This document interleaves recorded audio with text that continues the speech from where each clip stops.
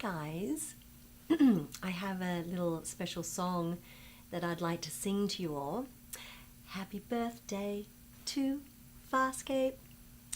Happy frelin birthday to Farscape. Happy birthday, awesome Farscape. Happy birthday to us. Hi guys. How you going? It's been, 26 years tomorrow? Are you joking? It feels like just yesterday. We're all flying on Moya through the uncharted territories. I'm going to try not to cry this whole stream, but I can't guarantee it. It's very magical that we've all been on this spectacular voyage for so many cycles together. So we're here at the Awesome Shout TV, and we all wanted to thank you guys for being the best fans in the universe. So we've got lots of cool treats for you. There's a very special password. Can you guys guess what it is? Could it be starting with a C and ending with an A, possibly Chiana? If you log on and put Chiana in as the password, we're going to give you a 30% discount if you're from the US, and you can pick up lots of awesome treats at the Shout Factory shop, including this. Ooh, fancy. Yeah. Now, is everybody ready to go into the uncharted territories with me and fall into the beautiful Durka returns? I can see some very familiar people in the chat, and I'm already getting super emotional. This is going to be tricky. How is everybody out there? Hi Random, nice to see you. Hi Frackmore. Hi guys. I have some Ian's here. Hi beautiful Ian. God, I'm gonna be sick. What's with the rough ride? Moya need a tune-up or something? Moya's pregnancy has drastically weakened her ability to starburst. Some minor turbulence is an unfortunate byproduct. If this is minor, I don't want to see major. It's not just the starburst, John. Moya's sensors are dimmed. We're practically flying blind. I'm compensating for that. All her systems are running less efficiently as well. She can't help it. The child has first call on her resources. Now I understand why the Peacekeepers tried to prevent this pregnancy. We are about to exit starburst. There is no reason for concern. Famous last words. Guess we can turn off the fasten seatbelt sign now. Make new Farscape. The cars can still do it, and it's too good. Pilot incoming! I see it!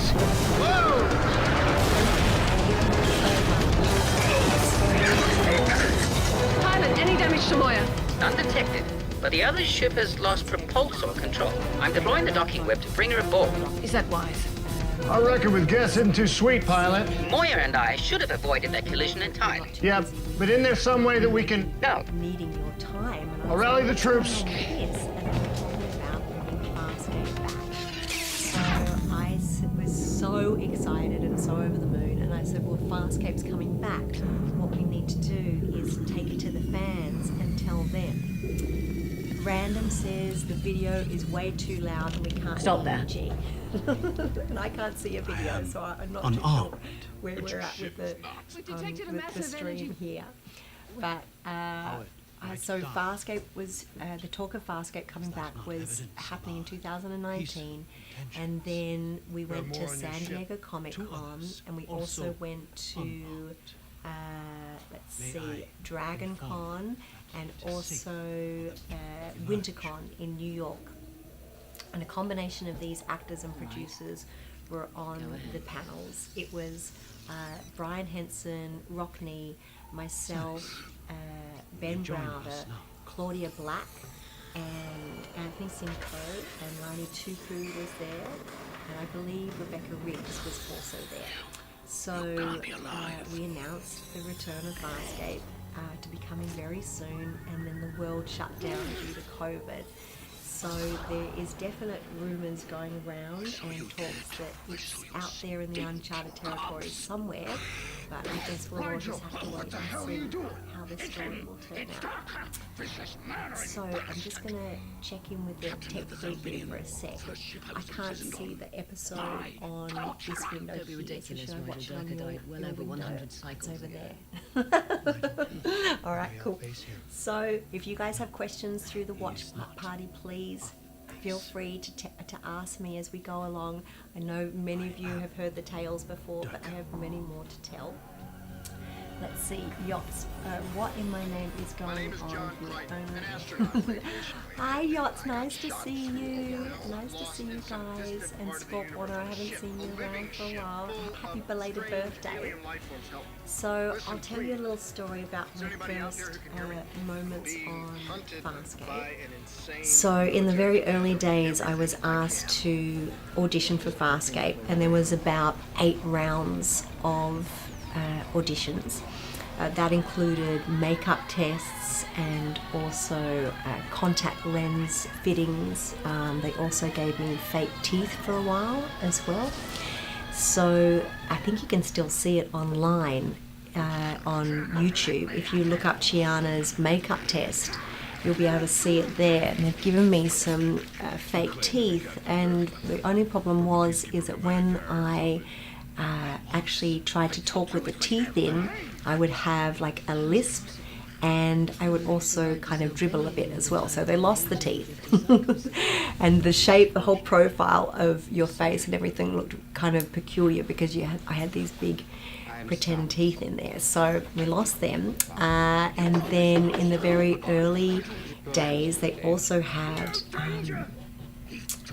gave me painted white fingers, but I couldn't help but leave like paw prints everywhere I went. So when they invited me back to do another episode, they actually gave me black gloves to hide my paw prints all over the set. I got a feed, yay! What about the cat's eyes? Random knows me very well, and he knows that I wasn't a big fan of the cat's eyes. And so what happened is for the Peacekeeper Wars, they actually had me, I got into a great debate with Brian about it. And I said, you can't take away Chiana's, her deep brown eyes, because that's what draws you in. That's how she gets you, you know, these eyes that seem to go into an abyss. So for the Peacekeeper Wars, they asked me to come back, and they said because of the special powers that Chiana had at the end of the season, I lost my eyesight, because for me to look into the future, it cost my eyesight. So to help save the crew, Chiana does something pretty amazing, and she gives up her vision. So that's where we leave her. So coming into Peacekeeper Wars, we needed to find some new eyes that she got from the diagnosis. So we had tried many different versions, and then sure enough, we ended up landing on the cat's eyes. And to me, it just felt foreign to Chiana, which is a good thing, you know, in one way, because it really pushed me to explore a different side of the character that I didn't know was there.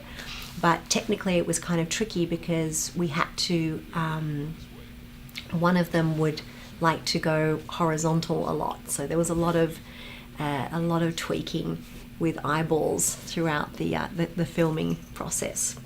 So here we have Sarah. Hi Sarah, how you going? How do you think Chiana is doing after the end of Peacekeeper Wars? I think she's probably having a bit of a hard time. She's missing her Dargo for sure. I definitely think we need to revisit the Uncharted territories to check in on her to see how she is.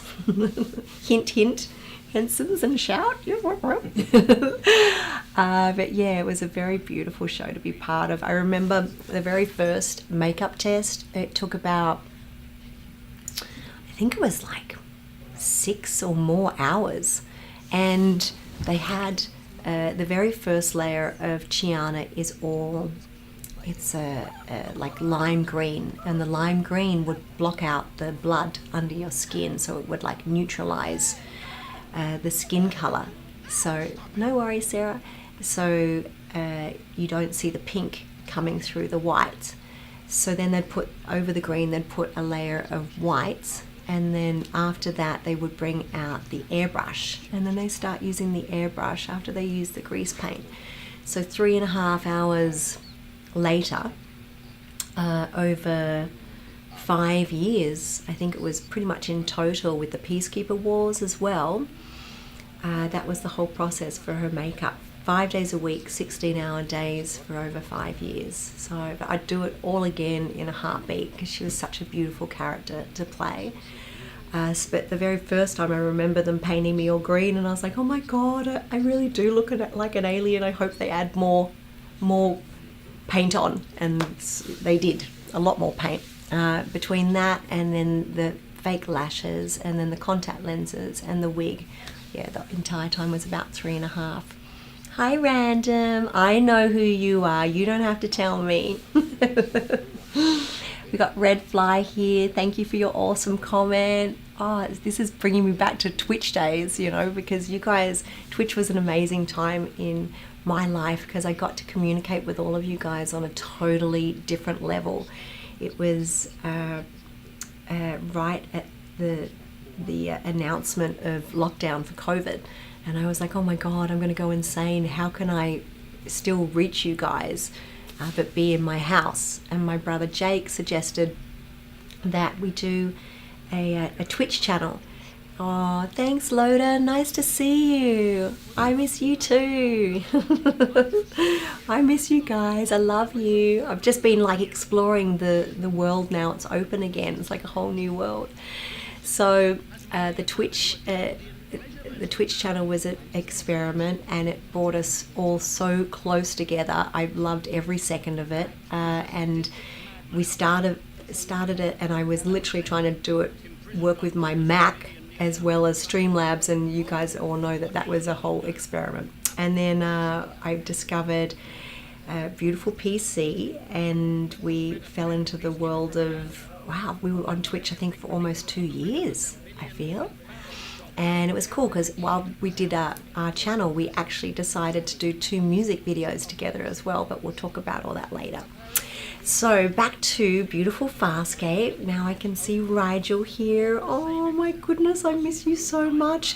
So Rigel, he was brought to Jim Henson's Creature Shop Challenge, and it was just his head in a box. So we pulled his head out of the box, and it had all the mechanisms and everything inside, and I burst into tears, and Brian's like, what's wrong? And I was like, oh my God, I feel like he's my brother and I haven't seen him for so long. And all the emotions came up because you guys connected with this show on such a deep level, because so did we. We were like a intense, crazy family filled with love and at times terror, you know, literally battling wars together and traveling to uncharted planets. And it was a huge time in my life. It was really, really beautiful. So when you guys ask why is Farscape so magical and why is it still in this day and age reaching new audiences, there's something, you know, the Hensons always make very magical productions, and I think that in combination with the cast and crew, we brought you something that was never seen before, and to be honest, I've never seen anything like it since. Thank you so much, Graham Gunn. I love the show too. I'm a big fan with you. Cass says, I discovered this series recently this year and it's aged very well. I'm 47 years old. Me too. And I consider it much better than actual series that are on at the moment. I will not argue with you there, Cass. I totally agree. Hi, Fazer. Nice to see you. Farscape rules. Raw! So here we have a little scene that I will tell you right now, the fruit snacks that they were giving me were not delicious. So to act sultry and be munching on fruit snacks, it was, and my mouth, I remember, got very dry. So I'm trying to munch on these things and be all sultry with this human. And I was so nervous going on set because all the cast had been on set already for like months and months and months. So I was like the new kid on set. So when I walked on for the very first makeup test, when they did the camera test, they marched me onto set, and they were all, it was all very dark, and they were filming the episode actually at the time. And I walked in, and they had these deep blue contact lenses, and I couldn't see through them. The ones that we ended up using were the black ones, and there's actually a little hole that you can look through, but these ones were all like ink blue, so I couldn't see anything. And I walked onto set, and it was dark, and there was smoke, and there was wires, and I kept tripping over everything, and I kept shaking all the wrong bits and pieces of people, and then they lined all of us characters up together, and that was the first time I got to meet Zan. Oh God. Sorry guys. And Ben I'd met before in the audition process, so he gave me a knowing smile, and I go then, these guys at Chiana, need a tissue. Thank you, Maddie. It was, and that actual first meeting is on YouTube as well, so you can check it out there as well. So it's the very first time I got to meet Claudia and Virginia and Rachel actually as well, and they lined all of us up to see what the makeup looked like together. Anthony Simcoe, who plays Dargo, he actually was my acting teacher at my university the year before I left. So I studied at QUT for 3 years acting, and you graduate with a Bachelor of Arts. And before the year before, Anthony had been teaching, and his way of teaching is very, I'm very method, and he approaches it in a different direction. And there are advantages and differences between lots of different techniques. So when I came on set, and I didn't realize this at the time, there was that scene where I was walking down the hallway, and I got to see all the characters dressed up, and you can see, I think, the fear in my eyes, because I was nervous, I was really scared, and I was like, you know what, just use it for this character, because this is exactly what she would be going through. She's been running for her life. She's lost the only thing that's close to her, which was her brother, that we didn't actually know at this point. And she's been tortured and beaten, and now she's about to be sent back to Nabari Prime, which is her hell. So this is her last out. So anything that she can do to convince these guys to get her back to freedom, she will. And as we get to know her, we realize, to me, in my mind, she's not a baddie. Some will beg to differ, but she's never really known love. So she's a creature of her environment. She's never had anyone she can trust, anyone that she's ever grown up with or has been friends with or has worked with have all betrayed her. So this is what happens when you go through all these experiences. I don't normally participate in things like this, says Graham Gunn, but I had to for this one. This is so cool. Hi, Graham. Nice to see you. Hi. Welcome to the Uncharted Territories. So I'm looking here. We've got Salas and Durka. So the story behind this is, the other cool thing about this episode is that Chiana and Durka are prisoners, really. I mean, they're both, at this stage, she's seen everything that he's gone through as well. So she knows that he's absolutely crazy. So they're both destined to go back to Nabari Prime, and they bumped into Moya, and now they need containment for some dangerous criminals. Who might that be? Hi, Grahams. I also saw Chiana that way. You did a great job portraying her. And I never saw her as a baddie either. Aw, thanks, Graham. Me too. So yeah, I just feel the further down the line that we get to meet her, you understand why she is how she is. Like, if you have your freedom taken away from you and you have been on the run for so long, I think she's just always in fight mode, and she's always in, how is she going to survive? And I guess the way that she makes fun of that is to be saucy and be naughty, because in the Uncharted Territories, what goods do you have to get you to the next level, let's see here. Hi Maestro, Gigi. Hi Gigi. A really great part of the show for me is how Chiana really grows over the season, starting out more flighty and childish, but over time leaning to focus her independent spirit on the things that really matter to her, like protecting the defenselessness. It's like a mirror of her brother Neri and the resistance fighters. Yeah, so we'll talk about Neri a lot in Clockwork Nabari, which we've got coming up next. And another very awesome thing about Farscape, it was one of the shows that they actually gave time for the actors and the producers and the directors to sit down and talk through episodes. Like before we shot a lot of the episodes, we would have a read through, and that doesn't happen very often on television shows as well. This was in the early days of Farscape and not in the later days, because we were going at such a pace we didn't have time to do it in the later seasons.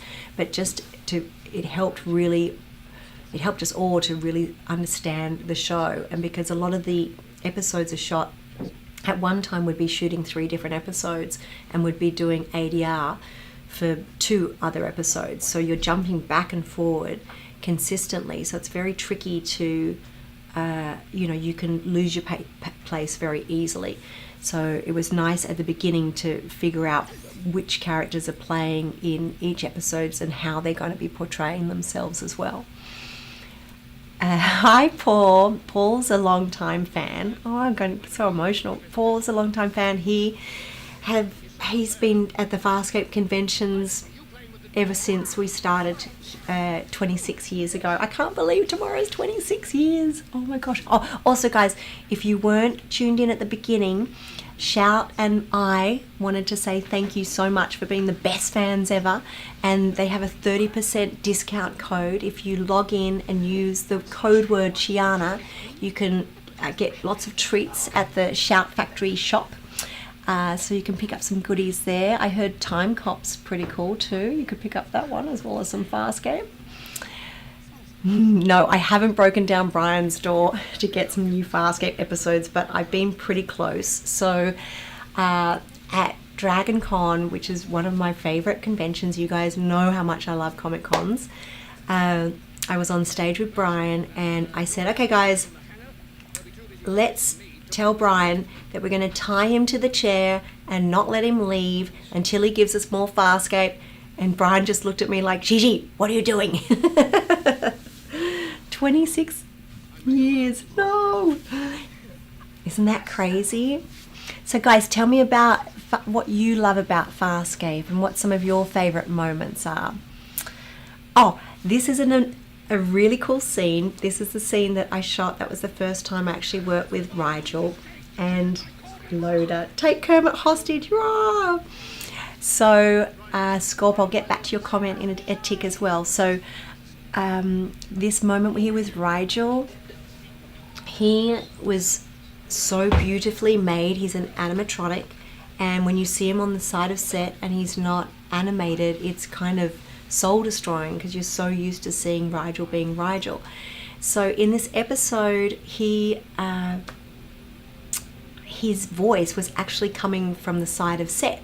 So the puppeteers were working him, but his actual voice was, being said by an assistant director on the side of set. So it was quite unnerving because I'd be sitting on top of him, like threatening him, saying all these cheeky things, and then his mouth would move, but his voice would come off from the side of set. So I kept getting confused, and they're like, no, just keep focusing on Rigel. I'm like, I'm trying.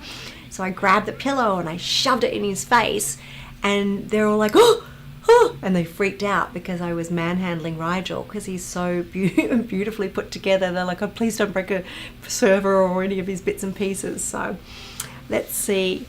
Nito is saying the body swap episode's really good. Scorp, I wanted to go back to your question too. Thank you guys for all these beautiful comments. So the mannerisms of Chiana were completely, I just looked at the character in the mirror and I couldn't play her. The last thing I wanted to do was be a human in alien makeup. I wanted to be a creature. I wanted to be something that you've never seen before. all my life. I've grown up watching Henson's, watching The Dark Crystal, watching The Labyrinth, and all of these shows I was such a fan of. So even though I hadn't seen Farscape, when I went to the audition, I knew if it was a Henson show, these characters had to be unbelievably believable. So the very first episode, I just did kind of little weird quirky moves, but nothing too crazy. And then as the costume fittings and the makeup tests kept coming, I was like, wow, you can really go into deep space with this character. Like, she's wild, she's challenging, she's mercurial, she's searching for the next high, she's untamed, you know, and I wanted her to be a creature. So when I closed the dressing room door for the first time, I saw her looking back at me, and then that's when I played with the movements, and I wanted her to breathe you in. I wanted you to fall deeply into her universe when she looked you in the eyes. So I hope I achieved some of that. Thanks, Elsie. Elsie Tree says, Chiana was epic. Rah! Thank you so much. Graham says, I love hearing about the behind the scenes stuff like this. The way you guys interacted with Rigel was so realistic. Remembering he was a puppet. He's not a puppet. What are you talking about? He's Rigel. You can't say that. Oh my gosh. It's going to come back and haunt me now. Hi, Kimpire. Nice to see you. How and when and why did Ben first start calling you Pip? So when I was, goodness gracious, when I was a little girl, I was quite petite and my nickname was Pip. So when we were on set and it came out in a line, I was like, how did you know that my nickname's Pip? He goes, no, because that's what I'm calling you, because you're my psychic, you're my traveling companion. And I was like, huh? So lots of universes colliding there, but it was very special. I can't remember what that first episode was that he used it, but he had many creative names for Chiana. That was one of the more polite ones. Oh.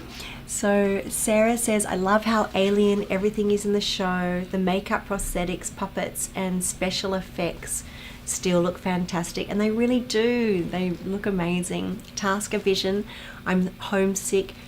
Oh no, with either a flu or I'm sorry. We're sending you all the good vibes, Tasker, but at least you got to hang out with us here. Rigel was a short person. Random. You can't speak to him like that. That's not cool. So Aaron Sun says, I love Farscape. I think it's one of the best sci-fi shows ever. I'm so glad we have the show. It's still vibrant, current, which is amazing. I'd love it if there's a continuing show. How did John and Erin's D Little grow up? I mean, wouldn't that be amazing? I always thought that, because when Rebecca came to shoot Peacekeeper Wars, she was pregnant. So, I mean, one would think what a good through line would be is if the naughty offspring met the good offspring, what might happen there? There could be an interesting story. Who knows? Residual Chaos says, growing up, Labyrinth was my favorite movie, so it only made sense that Farscape became my favorite TV show. I don't ever think I realized it was Henson at first. I just knew I loved it. I mean, anything, like if you look at, so when the Henson company asked me to come back and host the Jim Henson Creature Shop Challenge, I felt over the moon. It was quite funny. I was I'd worked on a show called Rescue Special Ops, which was an Australian show. A lot of you guys don't realise my majority of work has actually been in Australia, and it's not sci-fi. So it's so funny that I've got such a beautiful reach in the uncharted territories from Farscape, and I wanted to thank you guys a million times for that. So anyway, so I was on a show called Rescue Special Ops, and then that one had finished after 3 seasons, and then they invited me, Channel 9, to do a show called Tricky Business, which I did for a season, and that one finished. And after that, I was kind of sort of soul searching, I guess. I didn't know where my trajectory in life was anymore. So I in one aspect, I was like, am I done with the entertainment industry? What's going to happen with my world? So I was looking into actually doing just like a dog walking company because I love animals, and that made sense to me, you know. So and then I got this random email from, I believe it was a casting agent, and they said, Henson's and Sci-Fi are trying to find you. They want you to host the Jim Henson's Creature Shop Challenge. And I was like, oh, I'm back. See you later, dogs. I'm back. So I did the audition. Actually, I was at a convention in New Zealand called Armageddon, and I put down the audition for Jim Henson's Creature Shop Challenge there, and we sent it over, and they said, it looks great, we'd love to have you. It's not 100% yet, but it's all looking very positive. And I said, well, when do you start filming? If you start filming soon, I shouldn't go back home to Sydney, I should come straight to you guys. And they said, yeah, we start filming in a couple of days. And I was like, oh my goodness, well, I should just come, if I get the job, straight to you. So I literally flew to LA with a carry-on case worth of clothes I didn't even have, and I stayed for 8 weeks to shoot the Jim Henson Creature Shop Challenge. Back then, when I was walking through the creature shop, like it reminded me of so many childhood memories that we've all shared together. You know, the Storyteller, Fraggle Rock, Labyrinth, Dark Crystal, the Muppets. It's been such a pivotal part of our childhood. So to be part of this family and in the creature shop, working with amazing creature designers and with Brian Henson again, and Kirk Thatcher and Beth Hathaway, and fantastic guest judges as well. It was such a special time for me, and I just think that there's something very magical, as I've said a million times, about the Henson Company, because you look at Kermit and his eyes don't even move. You know, originally he was a coat and some ping pong balls, and then we have laughed with him, we have cried with him. He's touched our souls deeply. So there is something mystical about the world of Henson. So, Vibe says, Farscape is so timeless, you can put it on the air and people would think it was filmed within the last year. I agree, I think so, because there's so many amazing practical effects and the computer graphics are awesome too. I know this because Loda! Oh, Loda's gifting tears. Thanks, Loda! Whoa, we love you, Loda! Yay! So Loda's giving treats. Shout! Factory's giving treats. There's treats going around the whole Vibe. Good on you. Hi, Gigi. You're amazing. Greetings from Argentina. Hi, Teresa. Nice to see you. Hello. Thank you for stopping in. Oh. Thank you, Graham. So Graham says, one of my favourite scenes was when Rigel was swimming underwater collecting all the pieces of John and Aaron. That was a crazy time. Having the show seemingly end like that. It's a shame you guys didn't get a final season. Don't make me cry. You guys are trying to make me cry at this point. I know it. It's just very special to me. You guys know how much I love you and how much I love Farscape. So it's bringing back lots of beautiful memories. I feel very honoured to be here. Thank you. Gigi, your hair today is very Chiana-ish, looking great. Thanks, Texodo. It wasn't on purpose. I guess I keep falling back into Chiana's world. I think as I walked out the door, I was like, I recognise this haircut from somewhere. Yes, the beautiful Henson Company. Sci-Fi has a habit of ending good shows. Random. So what I have to say is, this is another cool thing about Farscape, is that it was wild, and it wasn't afraid of killing off people that we loved, you know. Even though Crace was troublesome, we still loved him. Dargo, no one saw that coming, you know.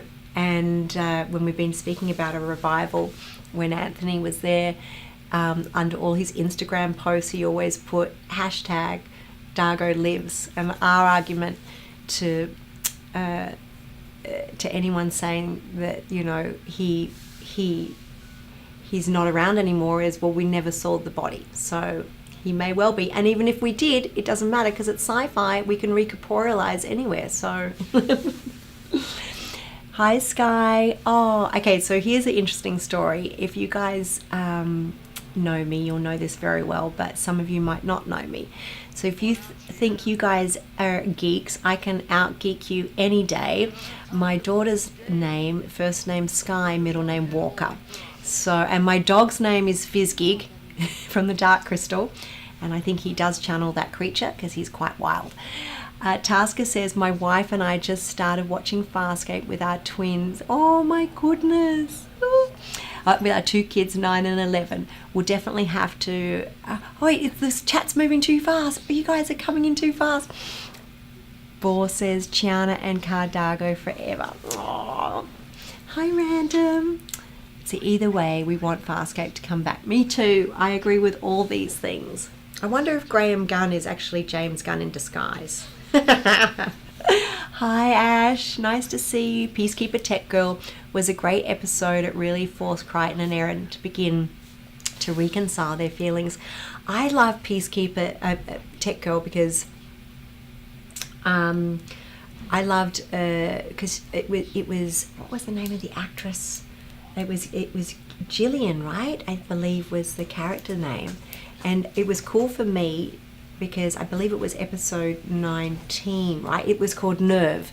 So the Peacekeeper Tech Girl came back in that, I believe. And that was when Chiana realized that Crichton was a bit of a player because he had a few girls like dappled around the space. Aaron, hi Aaronson. My head canon says Dargo survived, right? Me too, absolutely. So let's see what's going on here. I should check in with the episode considering this is a watch party and I keep getting distracted with all my tales and all your beautiful comments. So let's see. Okay, so now we have Rigel freaking out because he's gone through some crazy... He's not a fan of Durka. I remember that much. And also, if anybody asks me who killed Salus, I won't tell you because I think we all know who killed Salus. Anyway, so I heard Chiana was originally not going to be in the show for long, and I'm glad she was. Thank you, Red Star. I'm curious how long was the part originally going to be and what was going to happen for her. Jelena, there you go. Thanks, Ash. So the original brief was for 1 episode, and it was just for Durka Returns. And then I was sitting with... Lani, because Lani and I shared a room, the actor that played Crace, and we shared a room, and they delivered a script, and I said, oh, this must be for you, and then on the script was my name. So we sat down, if you can imagine Chiana and Crace sitting down on a couch and opened up the script. We looked through it together, and sure enough, Chiana had a few lines in there. So we're like, oh my gosh. So I called up my agent and I said, hey, I think they want me for another episode. And they said, no, you're only on for 1 episode. And I said, well, I just read the next script to the next episode and Chiana's in there. And they were like, oh, better give them a call then. Hi, Kimfire. I was absolutely going to ask if you think Chiana killed Salus. I won't tell you. I won't. But I think we all know. Next comment. Big the Dave, hello, I'd love for Dargo to come back as it goes for a few episodes and just be really frustrated that he can't touch anything. That would be very funny. Let's see. Okay, Zekas, let's have a look. How much fun was shooting Crackers don't matter. It's given me so many laughs and is easily one of my favourite episodes. That is definitely a fan favourite. At some conventions we've played it and done watch-alongs as well. And I'll get back to that because I have to comment on this scene here that's playing right now. So in this scene, Crichton wasn't meant to be on top of Chiana, but he was getting frustrated with all my weird movements. So he said, I'm going to pick you up and throw you over my shoulder, and then I'm going to sit on top of you because you're driving me nuts. And I was like, okay. So the whole throw at the beginning of this scene was completely improvised by Ben, and that's one of the many reasons why Farscape is so cool, because they let us really have fun with our characters. If we had organic choices, they would allow us to do it. You know, we really, as I said before, none of the movements or anything that Chiana had were ever scripted. and they just looked at what I was doing and they went, oh, okay, you're going to do that, carry on. So I think that was another reason why Farscape touched us so deeply, is because they let us organically move forward with what our heart desired. Captain Greasy says, I'm going to body slam you. Pretty much. And I've always found it funny how fast I recover from that body slam, because I'm always like, hello. So Crackers Don't Matter was a heap of fun.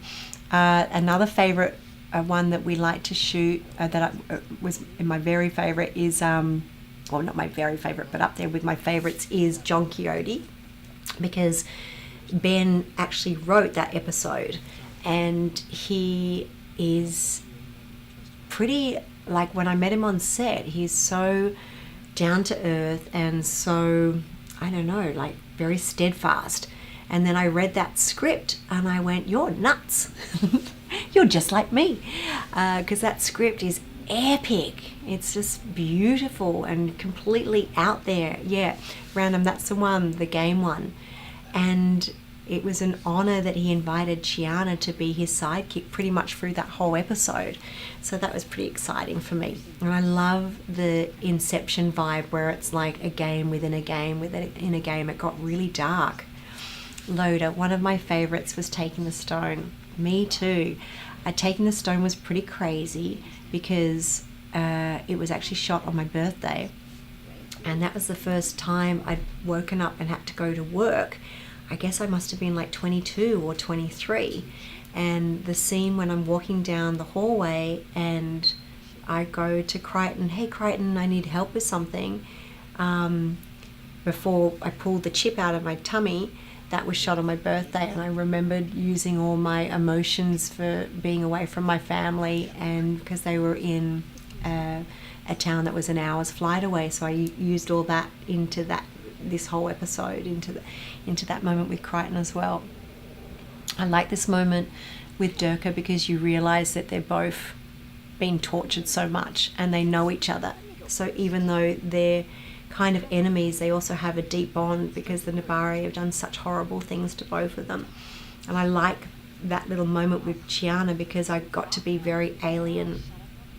I loved it when I could be in, full alien mode, doing all the crazy movements. Because after they had agreed to keep me on for more episodes, I think there was a lot of producers that came to set and said, okay, maybe don't be so alien, or maybe speak in an Australian accent, or maybe do an American accent, or maybe so when you become part of a full-time part of a show, there's a lot of other energies that come into creating your character.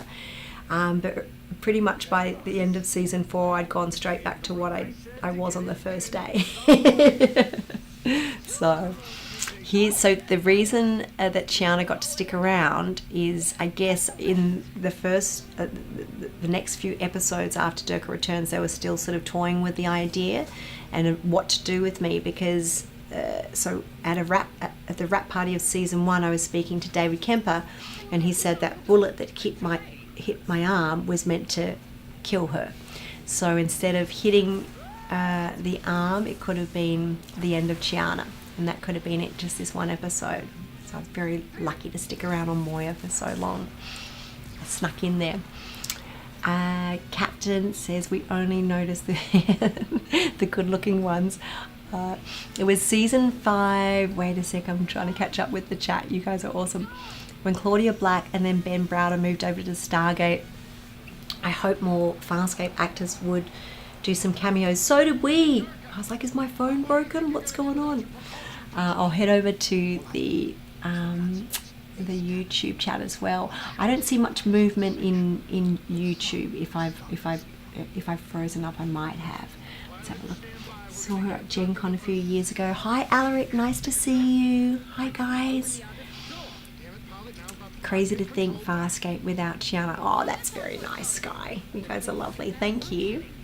Chiana was one of the most beautiful ones on Farscape. Thanks, Random. You rock. Alright. Let's see here. Graham's or ad break. Let's see. Frackmore. A good thing they kept the character. That was a great addition. Thank you, Frack. You're awesome. any keepsakes from the set. Okay, I don't know how much I'm allowed to talk about. So let me think. That won't get me in trouble. Just kidding. I have the lenses. I had the lenses. And my sister and I actually wore them to a party, a dress-up party.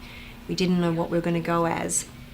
And last minute, we were like, you know what? We can go as sci-fi freaky chicks. So we both put one contact lens in. And as we were driving over the harbour bridge, in that day, they were still like accepting, you know, coins back then, back in my day. So we decided to pull up to the toll booth and look scarily at the lady, and she was like, ugh. So that's where the contact lenses ended up. What else do I have? I have the Farscape. A lot of the costumes I had that I bought from the closing sale. We also had, I bought Neri's costume, and I actually gave it to my brother because, so originally Neri was meant to be Chiana's sister. And at that stage I had Sasha and Cappy and Mark and Jake, 2 sisters and 2 brothers. And I said, if you make Neri my brother, I can give you a lot of really good emotional work. And they said, okay. So we changed Neri from a sister to a brother. So the whole of Neri's story is based on my brother Jake. So I thought it would be a cool sister thing to do, to give him the costume at the end. So I sent it to him, and he's like, you're crazy, what am I going to do with this? So I think Jake might still have Neri's outfit stuck in a cupboard somewhere. Yes, I thought it was very sweet. I think Jake thought it was a little crazy. Thank you, Residual Chaos. How are you going? Nice to see you. What else do I have? The fairy boots from John Quixote. I have them because they were made for my leg and nobody else could wear them. So I went to the costume guys and said, hey, I'm fire spinning at a fairy party this weekend. Can I use the boots? And they were like, sure. And they said, just keep them. So I have the fairy boots. Well, I had the fairy boots. Who has Neri's belts? Do you have Neri's belt, Texodo? You might have Neri's belt. Okay, see you later, Graham. Thank you for hanging out. Enjoy. And also, guys, this marathon is running tomorrow as well. So you can check it out tomorrow because I know I'll be at home relaxing, possibly maybe watching it again with all of you guys. Okay, so tune in tomorrow as well. Did wear some grey over your waist. They didn't have to paint your... Oh, okay. So what I had under the costume was a silver catsuit. So my tummy didn't have to get painted unless it was an intimate scene or a really physical scene. You do have it, Texodo. So there you go. If anyone's wondering, Texodo has Neri's belt. Oh, here's the moment, guys, you're about to see where... So Brian Henson said that this is the actual moment that they decided to keep Chiana around when I gave them this weird smile. When he's like, did you kill Salas? And he said in that moment, that's when Chiana got us. It was just so funny because in my brain I was just committing to the scene, you know, surrendering to the scene. So it's kind of cool to find out what sealed the deal. So apparently it was this little look right at the end here, because we shot the episode out of order as well. So we shot this scene not right at the end. Yeah, this is really seriously where it was all meant to end, Chiana's journey, and we managed to sneak on Moira for a few more cycles. Thank you, Sky. Gigi, which Pip outfit did you like better? I always loved the very first episode because to me, with the white fuzzy shoulder pads and just everything about that first look was very mesmerizing. The one in season 2 chafed a lot and it was quite uncomfortable, so we had to also remake the pants quite a few times as well, because the way that I moved in the costume, it was all fine if I was standing straight on, but if I was to like move around, then bits and pieces would hang out. Okay, all right, let's see here.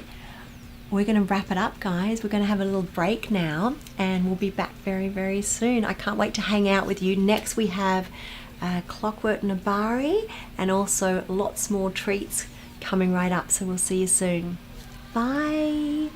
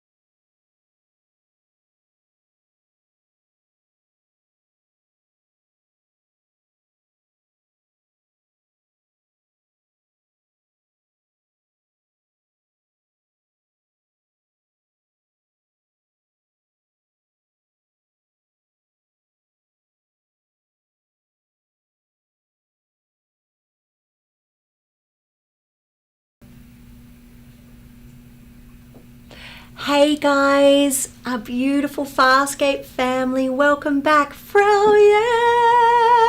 We are back doing this fantastic watch party to celebrate 26 years tomorrow. Can you believe Farscape aired on the US 26 years ago tomorrow? Mind-blowing. It's very special to go on this cool journey with you.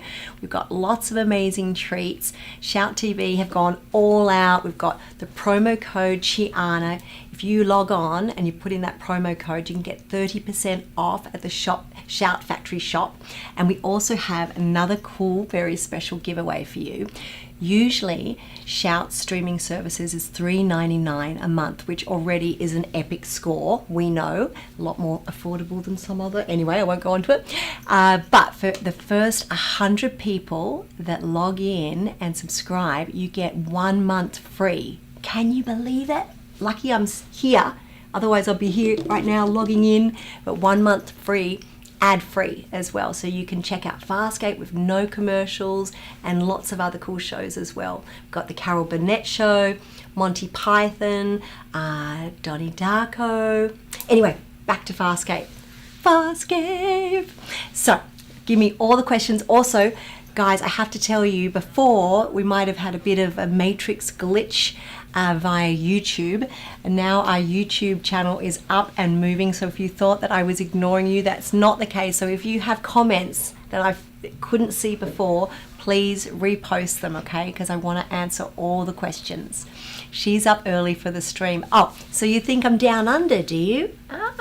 Well, actually, I am in beautiful Hollywood at the Shout Factory Studios. Thank you for having me, Shout. Love you guys. Absolutely the best actor chemistry and love the stories. Thank you so much, Squid21. What a name. Hi, Sansanuno. Nice to see you. She's back. Yes. 26 years, Jessie. Can you believe it? Goodness gracious. So, what episode do we have here? Oh, is this Clockwork Nabari? Oh my goodness gracious. Okay, so for this little first scene actually is one of my favorite moments in Farscape, because this is how dark Farscape can be. So we've come back from a planet, and I don't, just so you know, I don't have an earpiece in. I'm just watching this because I know every episode by heart in many ways. So we come back from the planet, and Chiana's been naughty, and we've abandoned Dargo and Erin, I believe, on the planet.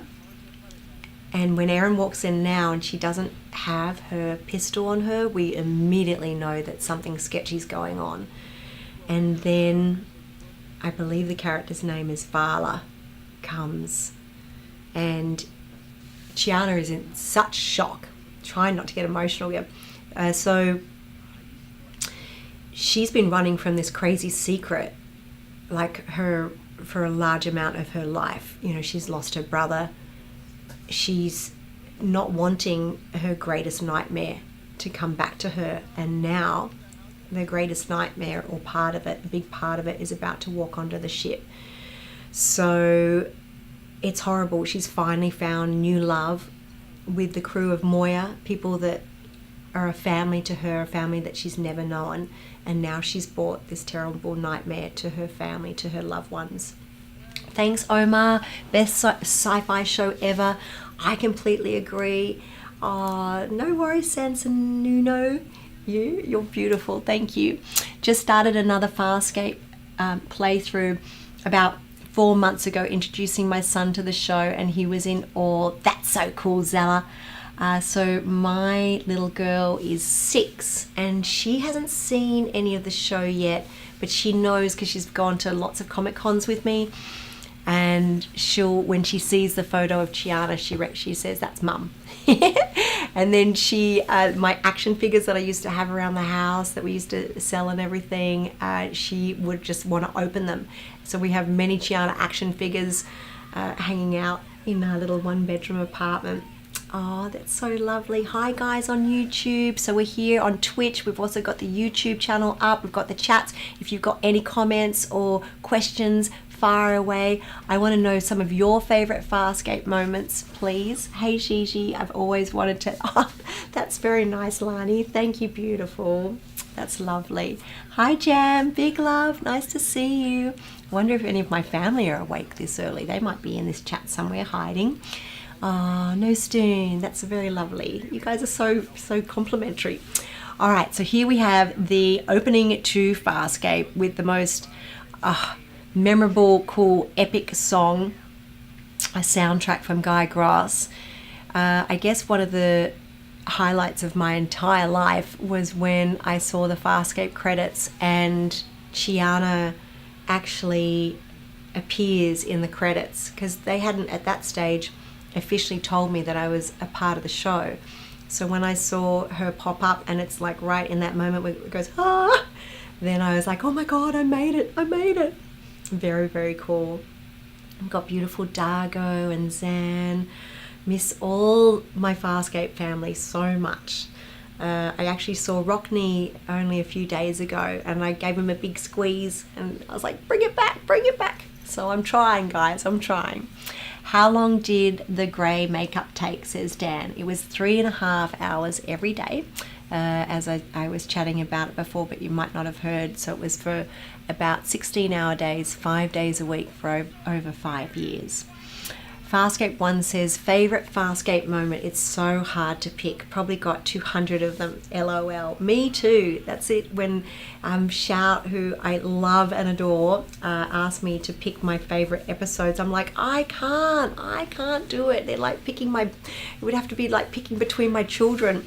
They're all so cool, you know, it's very tricky. And I don't even break it down to episodes. It's like literally walking on that set and to be, you know, part of that universe with all these amazing actors and the crew and everyone that put it together. It's just mind-blowing to me. So I feel very honored. Redfly says, I don't think I could ever choose a favorite, so it's all good. I mean, Taking the Stone, Clockwork Nabari, Durka Returns, Crackers is amazing. The one with the Budong, that's pretty epic. Because I get to do that cool shooting scene moment. Shout, pick some episodes. She says all of them. Right, score.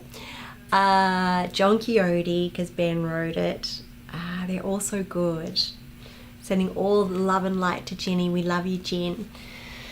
I just tried writing Erin, but my phone corrected it to Sun. You guys are funny. All right, I'm going to cruise over to the Twitch chat as well. One epic scene is the one with Scorpius with the stairs behind him and all the water running down. I've got so many favorites, right, Sarah? So there's like so many iconic moments. I was surprised that Wayne could walk down those steps because his shoes were like, he had they're not high heels, but they had a lot of height on them, and he was all in that crazy outfit as well. So I'm surprised that he could stand in such grandeur, but he did. He's amazing. Hello Gigi, was there a scene you asked for it to go differently? Welcome, first time chat, the Res guy. So the scene, there's lots of scenes throughout the 5 years that I did, you know, you constantly wanting to make the show better and wanting to express your character in different ways, but that remain true to the character's journey. So one of the big things that I had challenges with was the journey that I went on with Jothi, because I couldn't hack it. I couldn't hack it when they said, you know, what's going to happen. I was like, no, you can't do that. That's not cool, man. And they said, we want Chi, we don't want G. And it was hard for me to try and justify how that happens. So the only way I could make sense of it in Chiana's world is that she was becoming so close with Dargo, and she didn't know this feeling, and she felt scared by the feeling, and it was overwhelming to her. So the only thing that she could do to diffuse it and to try and get back to her normal self, not to say that the normal self was good, but it's all that she knew, was to do something crazy like that. So it was really intense, and I found it very challenging. This is again why Farscape is so successful in my mind and my heart, because they make these characters do unforgivable things and, you know, crazy things, but somehow magically, sometimes in some instances, we do forgive them because they have faults and they're not these perfect creatures.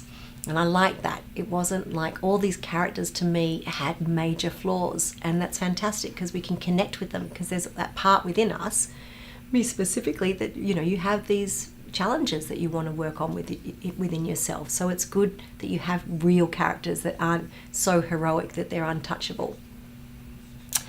Okay, so here's the moment where she doesn't want to tell Crichton about her dark past.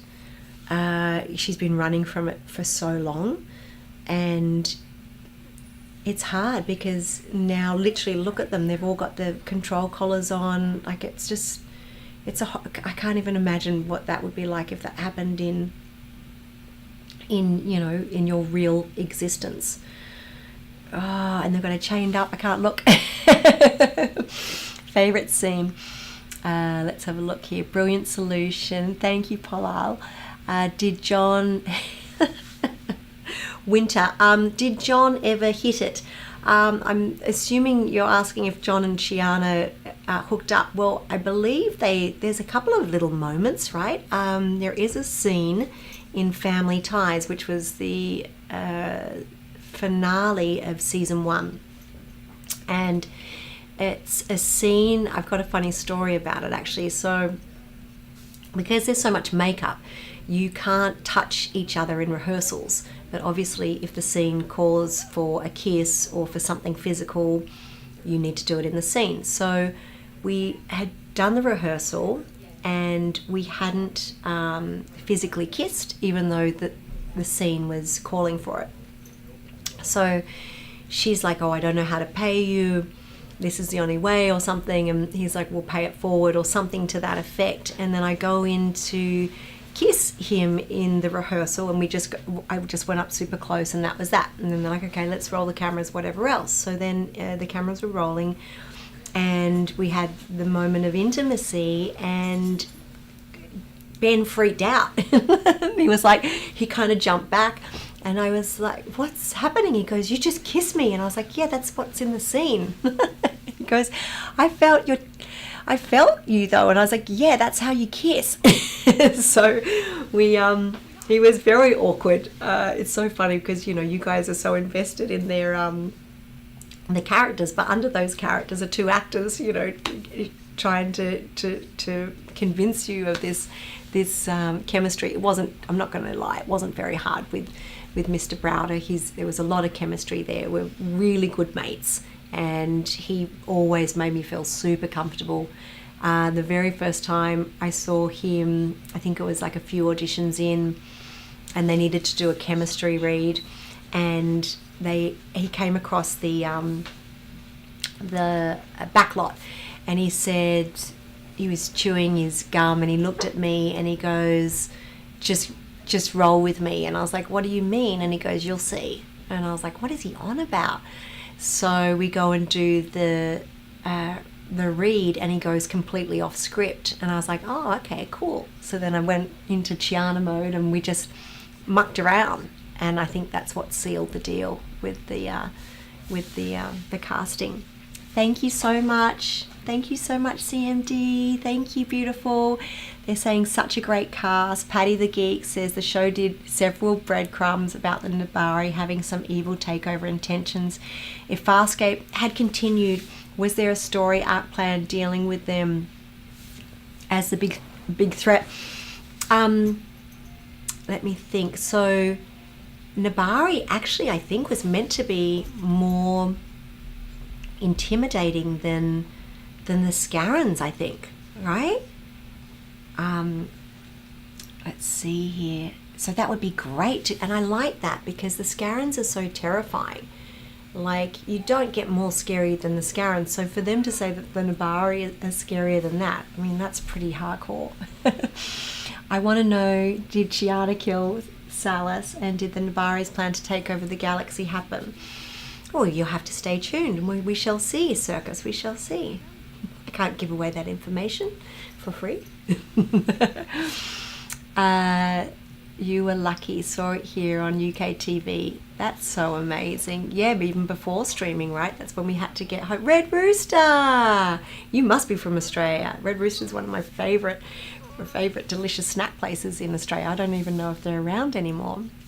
Winter Phoenix, have you ever watched Babylon 5? I've not watched Babylon 5. Red Fly says, would John have found out what Aaron was told about peacekeepers coming from Earth originally? I don't know. I think we might have to ask Henson's and Shout and whoever else is out there on Rock to make some magic happen and fling us all back into the uncharted territories. Anyway, Gigi, happy to see you. Farscape's been one of my favourite series for many years. Thank you, Tyrant. It's completely unnerving and so gross and so Farscape. So very Clockwork Orange. Like, what is happening? This is crazy. I can't even. Oh my God. This is, of course, the one moment that I look up at the screen. I hate you, Vala. Another cool thing, like when we did we got to rehearse with the Nabaris before, and to me it was like not many shows allow you the time to do that. So they were like, it was funny because they were like, you need to teach these Nabaris how to move. Hi Helena, nice to see you. Hello, hi gorgeous. There's a lot of Oscars here too. Wow, there's people from the Twitch channel tuning in. Hi guys, from the original Twitch tribe. So as I was saying before, in COVID I started my own Twitch channel. It's Gigi Edgley Twitch TV, and we've been thinking about coming back, but I've been a bit distracted at the moment because I've been coming off the Comic-Con circuit because I want to be hanging out with Sky, my little girl, more, and she used to come on the road with me, but now that's not doable because she has school. So I've been reinventing my life, doing music videos and creating a graphic novel. That is all happening as we speak. I just finished a music video shoot where we're doing 14 body painted looks, and it's to a song called Science Fiction. So that will be released. We've got 2 more days to shoot it in May, and then we'll be working on post-production. So I'm aiming to get a few music videos. I love the music videos because I'm toying with, well, I've been doing a bit of directing and producing, so it gives me a nice little playground to perfect my skills there. So keep an eye out for that. Oh, I can't believe how normal you act in real life. Well, sometimes some of my friends would beg to differ. So let's see here. Thank you, Sky. You guys are so lovely. Yeah, this idea I had for the graphic novel, it's because this is where this is what we all love, right? So I've had this feature that I actually pitched to Henson's a long time ago and to Sci-Fi, and there was a lot of interest around it, and then I got distracted with life, as we all do, and I was like, you know what, first I think I might put it into a graphic novel so you guys can check it out and give me some feedback, and then once that gets out there, my ultimate dream would be making it into a feature film. Yeah, it's very magical. It's a dark fairy tale, and one of the characters is called the Last Wishing Star, and the other character is called the Immortal. So you can see where we're going here. It's a interesting little tale that I can't wait to tell you. Chiana was so badass, says Stephen. Thank you, Stephen. Very edgy for that time. Really? You don't say. Thank you. Again, guys, I just need to let you know that if you had chats in Durka Returns, the first episode, we've just refreshed. I've got lots of windows open here, so we've refreshed our YouTube channel. So if I missed it, please feel free to put your comments in again so I can revisit them. Let's see. Seabrigg says, what was it like playing the other characters in Out of Their Minds? I didn't realize that my movements were so, they made sense to me. And then when everyone was trying to like, I remember Anthony in particular, and he's like, I definitely want to be Chiana. And then he started doing the weird bum wiggle and the movements. And I was like, I don't move like that. And I was like, oh, I'm totally moving like that. So it was awesome. This is how committed the cast is. So so what happened is I've been doing lots of hot yoga. I can feel my lips all dry. So we approached each other and we said, okay, if you record your lines in your character, then I can go off that. So it's very hard because I got Dargo and I also got Pilot. And I was like, what are the things that I notice from these creatures that, like, how do I portray that? That's crazy. So Dargo is very stern, very stoic most of the time when he's in warrior mode. He always says, he will never say don't and won't. He says do not, will not, like just little funny things like that. So I got him to record the lines and I would repeat it and repeat it and repeat it. And that's how he came through. And Pilot, to me, he's there, I should say there, because when I look into Pilot's eyes, I see my grandmother, because they're so wise but innocent. I don't know how that makes sense, but it does. I think I might have been the first one to jump up on Pilot's command area as well, and they freaked out at that. They didn't like that. But then once I did it, it was like breaking the seal, and then all the actors come up. So, but it was all very fragile, and I just jumped right on up there. But Pilot is the hands, because they have those beautiful claws, and then it's that look of innocence but wisdom, and that's how I got into Pilot. And then they actually said we need to put the name tags on, but in the end they said we didn't need them because they were nervous to do close-ups and wide close-ups because you couldn't see the name tags. But the director decided that everyone was working with the characters so well that they didn't need it in every shot. This is the moment where Crichton comes in and, is it Crichton? Yeah, and he's not brainwashed. Heck, that is so messed up. A lot of Farscape feels like it's manifested in years later to me. With the state of the world and everything going on.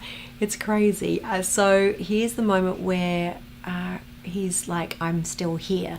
And she's so happy. She's so happy to see him because there's like the glimmer of hope. It's interesting to see Chiana so bereft, because usually she's always got something to say, even when she's terrified, usually she's still feisty. So it's bizarre to see her so unraveled. I found it interesting, Ben's character choice here, that he does like the crazy California surfer dude kind of accent. It was sweet.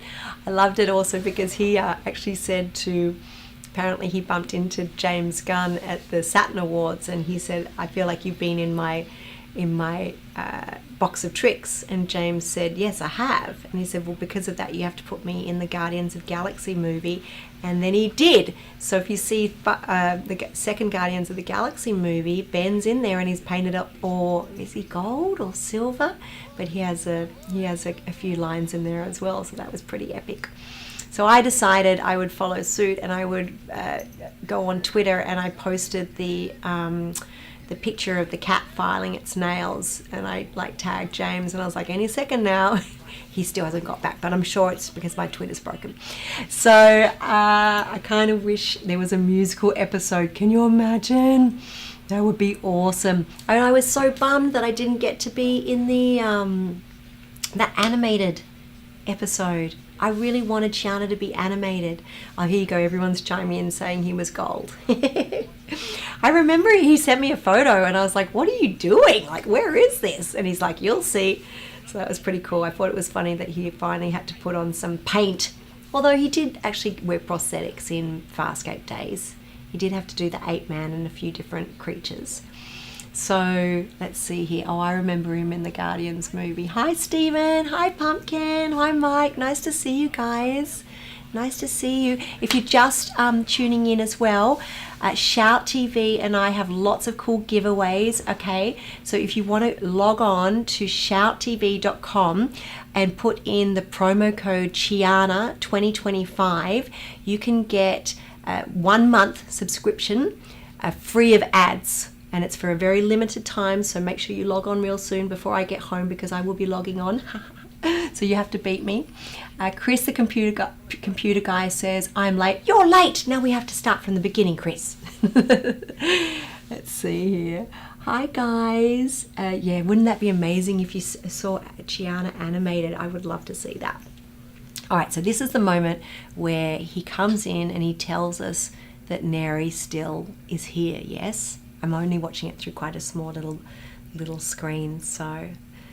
Oh, and at this point we're like, is he toying with us? Because in taking the stone, I actually pulled Neri's chip from my stomach and it wasn't working anymore. So in Chiana's mind, I've always, from that point on, I always thought that he wasn't in the universe anymore. So this is the moment where he is, he comes back into Chiana's life, and I would love, when Farscape continues, I'll say that in a positive, for us to go down the journey, go down and explore the connection with Neri and Chiana. I think that would be pretty magical.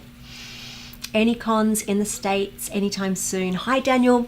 So I've been, pardon me, redirecting my life, working from home so I can be hanging out with my gorgeous little girl Skywalker more, because she used to come on the road with me, but now she's got school.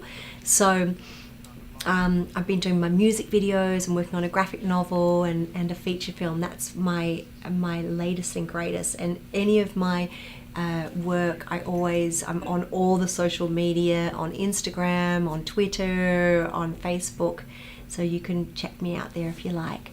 So James Gunn was indeed a fan, says Aaron Sum. That's what Ben says, and I'm not going to argue with him.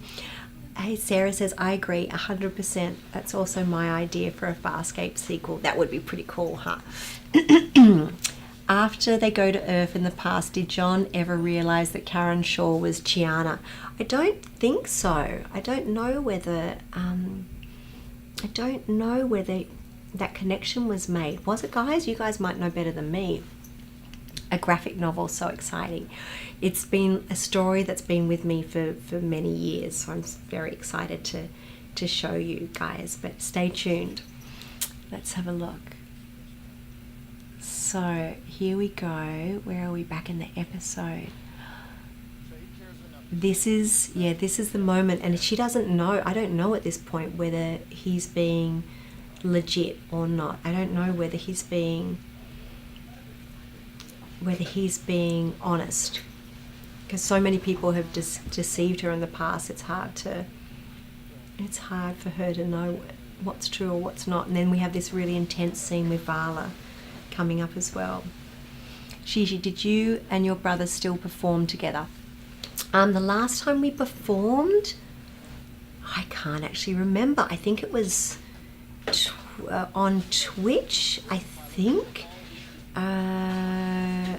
Yeah, I think so, because Jake now is amazing. He got married and he is in Australia and he performs regularly, and I believe the last time we performed together was Twitch.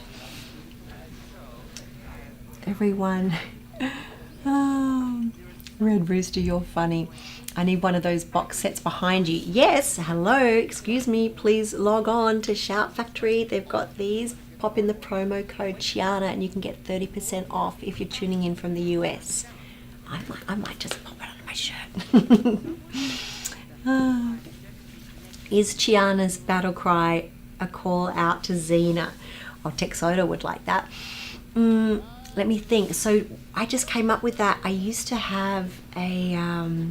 I don't know, that's kind of my call. I don't know where that came from. It wasn't a Xena thing. I hadn't actually seen Xena at that stage. Gigi, who was the most fun to hang out with on set. So Dargo was the naughtiest for sure, and then he would shoot his scenes, and he would be like, so when he became captain of the ship, there'd be a lot of times when he would like give us orders. So from his angle, it would all be, he'd do it properly. And then when the camera would turn around, it would be us, but you could only see the back of his head. So at that point, he would say very naughty things to try and make us laugh. Yes, Anthony Simcoe, aka Ploppy. I know, Texodo. I thought that might have been a comment from you, but it was actually from another. Person. 24/7 stream all the time. Yes, that would be nice. I'd be up for that. We have been talking about maybe doing this again sometime. And also tomorrow, because it is the official anniversary, we have not the watch party, but you can watch the watch party on Twitch if you want to. It is all watchable from there. But we actually have that anniversary marathon, which we did last year, and it has that really cool intro from Ben and I as well, so you can check that out tomorrow. Hi Nicholas, nice to see you. How you going? Hello. You guys are so lovely, thank you. All right, let's see, back to the land of Farscape. Oh, poor Rigel's getting pushed around as per usual. He gets thrown around Moya all the time. I remember the scene where I had to confront Vala, and she's like, yes, this is our plan to take over the universe.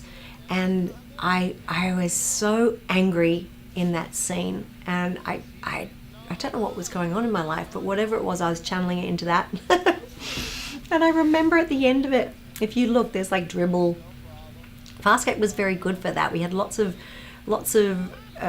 bodily fluids going around. It was very organic. I guess it would be two different Anthonys. Yes, it was very much. And it's funny because Anthony had his face, Dargo's face, but then he could put his head on, take it on and off in between takes because it was so warm. So he would do most of the rehearsals in boxer shorts and with his peroxide blonde hair sticking up and just Dargo's face stuck on. So I always love the names Crichton gave Rigel. And again, Scorpwana, a lot of those names were all improvised. Would you do fan films? What happened to the web series? I have done, I did do a Star Trek fan series for one episode. Let's see, would you, what's the worst that someone ever broke Rigel?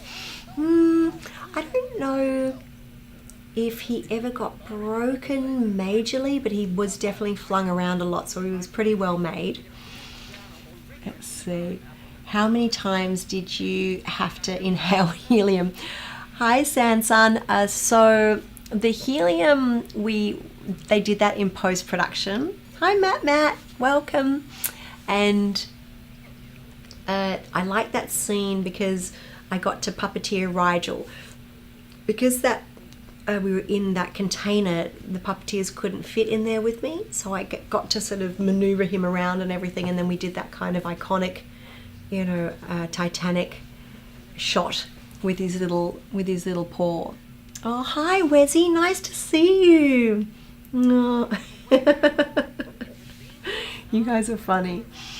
Thank you. I had a lot of fun working with the Star Trek guys. It was very, very, very special. Let's see. Rigel was such a diva on set. I don't know if you guys realize, but Rigel's voice is actually Jonathan Hardy, who was the voice of Rigel, who's no longer with us. He would voice over Rigel after the episode. Hi Junkyard, nice to see you. Oh my god. Hi Santa. So we had a ton of, pretty much every line was dubbed over.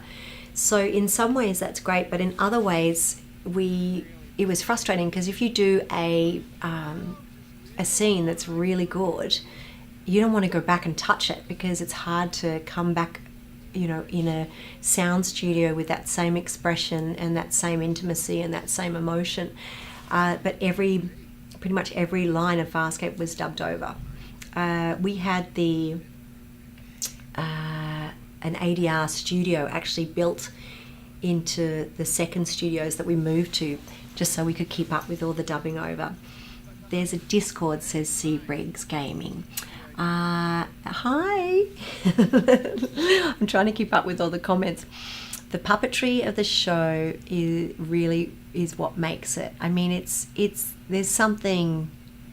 There's not ever been a show like that, I don't believe, or has ever since. Fergie is a first-time chatter, and they say, I love the Farscape series. It ended too soon. Still watch my box sets. Oh, that's amazing. What, you mean like these box sets? This one right here? Oh, we love you, Shout TV. And let's see. Puppetry of the show really makes it. Because of this show, I automatically pronounce Prowler, Crichton, and Marauder in an Aussie accent. How do you, I guess, if you go Prowler or Prowler, Crichton. I don't even know. I guess Crichton. Marauder. How do you guys say Marauder? Marauder? That sounds weird. Hello, right, said Fred. Nice to see you.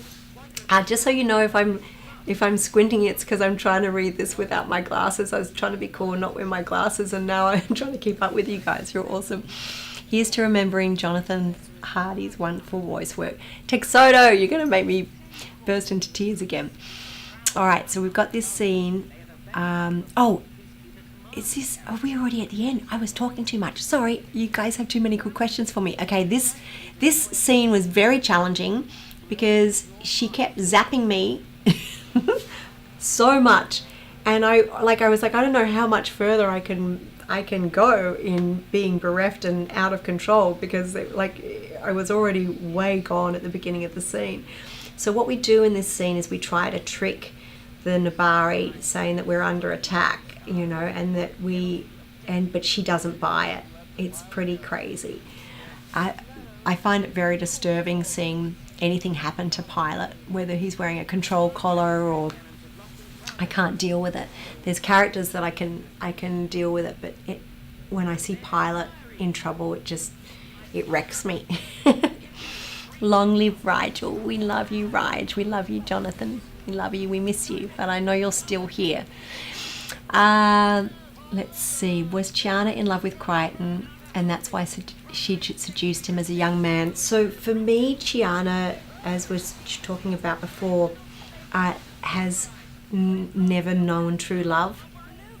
So when Crichton and the family of Moya, the crew of Moya, show her such compassion in their weird and wonderful ways, her heart literally explodes. They're like almost, to me, they're more like a brother-sister energy that sometimes under certain circumstances gets a little out of control. She doesn't know how to express her feelings. I think being in space for that long, being a human, being anyone, all your morals and all your frequencies are skewed, because you're constantly dealing with threat, you're constantly dealing with flight or fight, so I think they're all a little crazy in their own special ways, and sometimes that manifests in interesting things. Gigi, there been any more stirrings about a Farscape movie? Hi, Wezzy. So there was some talk about it in 2019, but then the world shut down with COVID, so hopefully all we can do is hope and pray, right? But I'll be the first one on set if there is, hopefully. Was the body paint sweat proof? Okay, that's a good question, Fazilla. So what would happen? Did you ever keep it on overnight? Gross! Ew, no! I would have dreams where I couldn't take the makeup off at night, and that would be like weird for me, because if you think about it, pretty much every time I looked at myself in the mirror, I was an alien looking back at me. I was Chiana. I didn't often see Gigi, and that was like 5 days a week, 16-hour days. So I would see Chiana a lot more than Gigi. So she was definitely entrenched in there. I never took her off the... Oh no, she did go off the lot once because we had a promo shoot and I had a wisdom tooth and we couldn't get time off work because the schedule was so intense, and then my face blew up and then they had to take me to the dentist, but I was already in costume, but I didn't have the full wig on. I was painted white and I only had one layer of grey, and I had my stocking cap. So I had to go to Homebush in the runner's car and go to the dentist, and they had to do like x-rays and stuff like that, and they had to take out all the bobby pins, obviously. So that was the one time Chiana escaped the lot. But I wasn't in full Chiana mode. But yeah, when I sweat like really hard after like maybe having the makeup on and off for a week, probably by the Thursday and Friday, if I had very physical scenes, because there was a green layer protecting, covering up the pink, the blood in my cheeks and on my skin to neutralize the white. Sometimes if I sweat hard enough, I would have green sweat. It was pretty gross. And I would cry black tears because there was so much makeup around my eyes. So when Chiana sweats, she is green, and when she cries, she has black tears. Oh no, we're getting towards the end. I just want to... There's not many people that I want to do that to, but I definitely wanted to do that to her. Wow, that was a good therapy session right there. Ouch, wisdom tooth pain is no joke, right, Zilla? Let's see here. Hi, Cruelty. What storylines did you think were the toughest? And was there anything you thought was challenging? As there were some serious topics. Oh, so much challenging stuff. But it's interesting because if you are dressed as an alien, you can get away with a lot more things. Like things that are taboo on Earth, if you put us in the uncharted territories, we can explore more issues for some reason. Maybe it's because it's more removed from us, I don't know, but there was a lot of very intense episodes, a lot of things that I had challenges with, but that's why it was so good. Any actor in Australia wanted to come on Farscape because it was a show that none of us had ever seen before. Everybody knew it was a Henson show. It wasn't like it was doctors and nurses and cops and robbers. It was pushing the boundaries on so many levels. So it was funny, like I was only like 22 or 23, and growing up with complete, like these actors that, I would see in my TV box. Back then we only had like 4 or 5 channels. And I grew up watching these actors, and then it would be surreal to me that they would come on set and I would have to teach them how to work with Rigel, or give them some tips, or how to help fly Lola, or how to, what I mean? It was so cool. And Farscape is such a big show that you could be the most successful, amazing actor in normal television, but Farscape could eat you up. So you really did have to go above and beyond to put your character, put yourself in the Farscape world, and make it believable. Did they make changes to the makeup, quantity or composition for you and future characters based on the issues, reactions? So I had a very good, I've touched wood, still healthy and very happy. My makeup was a breeze. Obviously it was very strenuous. I don't think anyone, it's not natural to be in that amount of makeup for any length of time, but I've never had any challenges with it, and I would do it again in a heartbeat. Scratch and sniff, oh, that's a whole nother journey. Here we go. This is one of these amazing Farscape moments here. I just have to stop and tell you about this. So this is so heartbreaking because, and it makes me so angry when I see it, but also there's no other way that this could have played out. And she's like now knows that her brother is alive and that she can't get to him. And then Crichton goes, it's more more than what we had yesterday, I believe is the line. I don't have my earpiece in. Typical Farscape. I need a moment to not cry. Love you guys. Thank you for tuning in. We'll be right back with Terra Firma, and I'm going to have a little break. Happy birthday, Farscape. We love you. One more sleep to the actual birthday.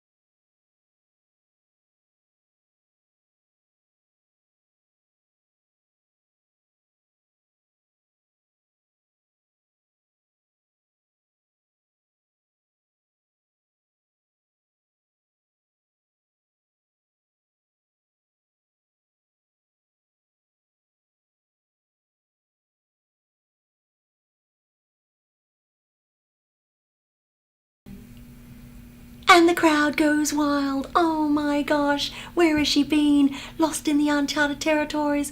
And we're back. Terra Firma, ladies and gentlemen. Welcome, welcome to the Farscape watch party. Because it's our birthday. Happy birthday. So many treats at Shout Factory. If you want to pick up the digital series of Farscape, you can get it on Apple and also Fandango, so keep an eye on that. Make sure you remember the promo code, which is Chiana, for 30% off for our US audience. Lots of treats there. The complete series, collector's edition, you're welcome. Also, you can see so many other cool shows. Alf, I love Alf. I guess Rigel could be like, so maybe they're from around the same, who knows? Rigel's like, what? 21 Jump Street, lots of other cool shows you can check out there as well. Alright, so shall we keep watching some Farscape? Why What not? do you desire with wormholes? Would you like that? Could be some cool stories to be had. Now listen, I've got all my chats are up running. I've got 50 million windows that I'm looking at now, so if you have a question, throw it in the chat. I would love to answer it for you. And yeah, hi Helena. Was it available? Wish it was available in Sweden. It's not. Shout! What are you doing? We would love it. Can you imagine if we were all? Well, that would be amazing. And then I could come over and promote it, and we could hang out, Helena. Scorp on it. Gigi's IRC name. Oh, made it into the episode. Actually, so I told you guys that I was doing the music videos. So one of the music videos, which I'm going to shoot next, is called Poison. And that music video was my very first single. And that was recorded in Farscape days when we were shooting it. And there's like a funny little intro. It's kind of like propeller heads and some funny samples, and Fweeken, which was my handle, is in that as well.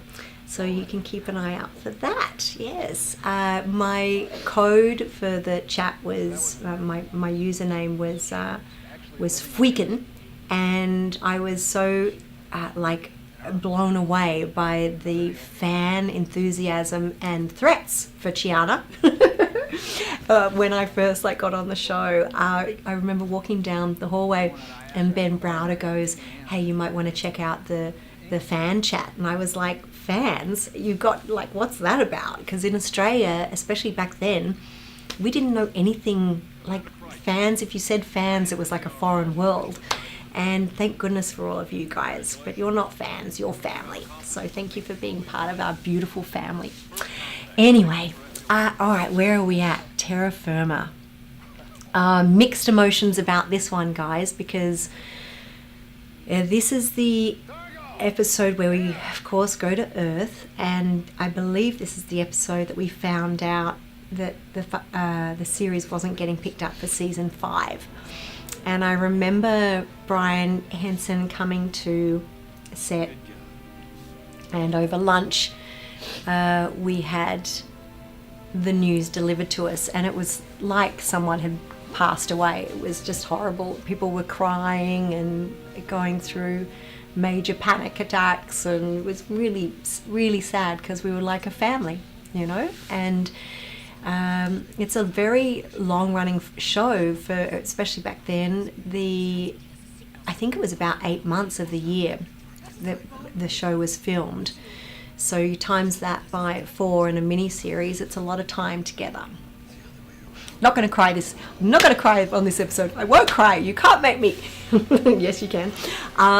When do you start filming the new season? Right. Namik, I would love to know. As soon as you know, please fill me in. So the cool thing about, well, one of the many cool things about you guys is we were actually doing, oh wait, oh my gosh, we've got some, there's Samsonuno is throwing gifts around. Thank you so much. What's happening here? This is so lovely. There's a lot of love in this room, guys. Thank you. So one of the many cool things about you guys is that I was on a signing tour right when the show was cancelled, and we were in the States, and someone came up and they said, have you heard that Farscape's coming back? And I was like, no way. So I found out that Peacekeeper Wars was happening, or that there was a revival of Farscape from you guys. So sometimes you guys know more than us guys. So thank you for being so cool and filling me in on the goss. Gigi Chiana is a massive reason why Farscape's so good. Thanks, Spicy. You're amazing. Now you are going to make me cry. Dragula McFeisty. I love your names, guys. Have there been any talks of a revival? Yes, there's been many talks. So keep writing into Shout and Henson's and wherever you can write, because I think someone might be listening out there if we try hard enough. Say Farscape. Love all of you guys. Thank you. So back to good old Terra Firma. So here we have John journaling. Dear diary. He's so beautiful. That lake. Oh, Murray. Murray's in White Lotus. Murray played Crichton's best friend in the early days of Farscape and some of the callback episodes. So that lake there in the background where he was riding, that was actually Homebush. It was like a little river thing that we had out there, and you wouldn't want to swim in that. You'd probably turn into an alien if you swam in that. Oh, thank you, Sansanumo. You're amazing. You're such a sweetheart. We need a petition for a Farscape continuation movie. Yes, that is correct. We do need all of that. I would totally be for it. I will help you in every way that I can. Let's see. So, where are we here? So another story about Terra Firma that I have for you. There are a lot. I was filming the scene, a really emotional scene, and I said to the producers, I wish you guys had told me about the cancellation before I shot that scene, because then all the emotions and all the intensity that I needed for that scene, at least I could have used it to put it into something. There's a scene in Farscape, one of my very favorite scenes, and it was shot after we had been told about it, and it's when Chiana is in the bathroom and she's putting all the makeup. I'm putting all the makeup on my face. It's about how humans, aren't grateful, and how we waste so much, how they waste so much, and how we throw precious things away. And it was very apt to how I was feeling about the show and finding out about the cancellation. So here he is. I love these guys. The girls are just tanning their alien skin. And Naranti, I love you, Naranti. So Andrew Prowse, who's no longer with us, was the director that was in my very first audition. And I walked in and I was, again, terrified. And I said, what do you need? How can I show you that she's an alien? And he was like, I just want to see that you can act. And I said, yeah, but that's a huge part of Chiana. Like, that's her. And he's like, well, just read the scene. But the scene was so hard. It was going from emotional to sexy to teary to aggressive to animalistic, and it had, like, within this 3-page scene, they wanted to see all the different colours, ironically enough, of Chiana. So I just did, like I said, the little movements and everything. So he was the director. Over the period of Farscape, we had several different directors that would come in, pretty much four regulars, and then we had guest directors as well. But he was filming the scene with the makeup, and I wasn't meant to put all that stuff over my face, but when the camera's rolling, the makeup artist can't do anything. So that's when I started to really get into the toilet and to get into the makeup and all that stuff, and I could feel everyone behind the monitor going, oh! So we did that scene, and I came out of it, and Andrew Prowse looked at me and he had tears in his eyes, and he's like, yeah, you can act. And I was like, wait, it only took 4 series to prove to you that I can act? And he's like, good job, kid. So it was very, very special. Also, another fun fact about Chiana is that I was never meant to be black and white. The original makeup was meant to be Sikozu in Peacekeeper Wars. So they hadn't used that makeup. Obviously, Sikozu wasn't in the mix yet, but they had this look where it was very sort of orange bronze, and then it was the little mohawk. And Leslie Vanderbilt, who was the makeup supervisor at the time, saw the audition, and she said, oh no, that look's not going to work for this character. So she literally designed Chiana's face off my audition, and that's where Chiana came from, and they wanted her to look like a black and white photo.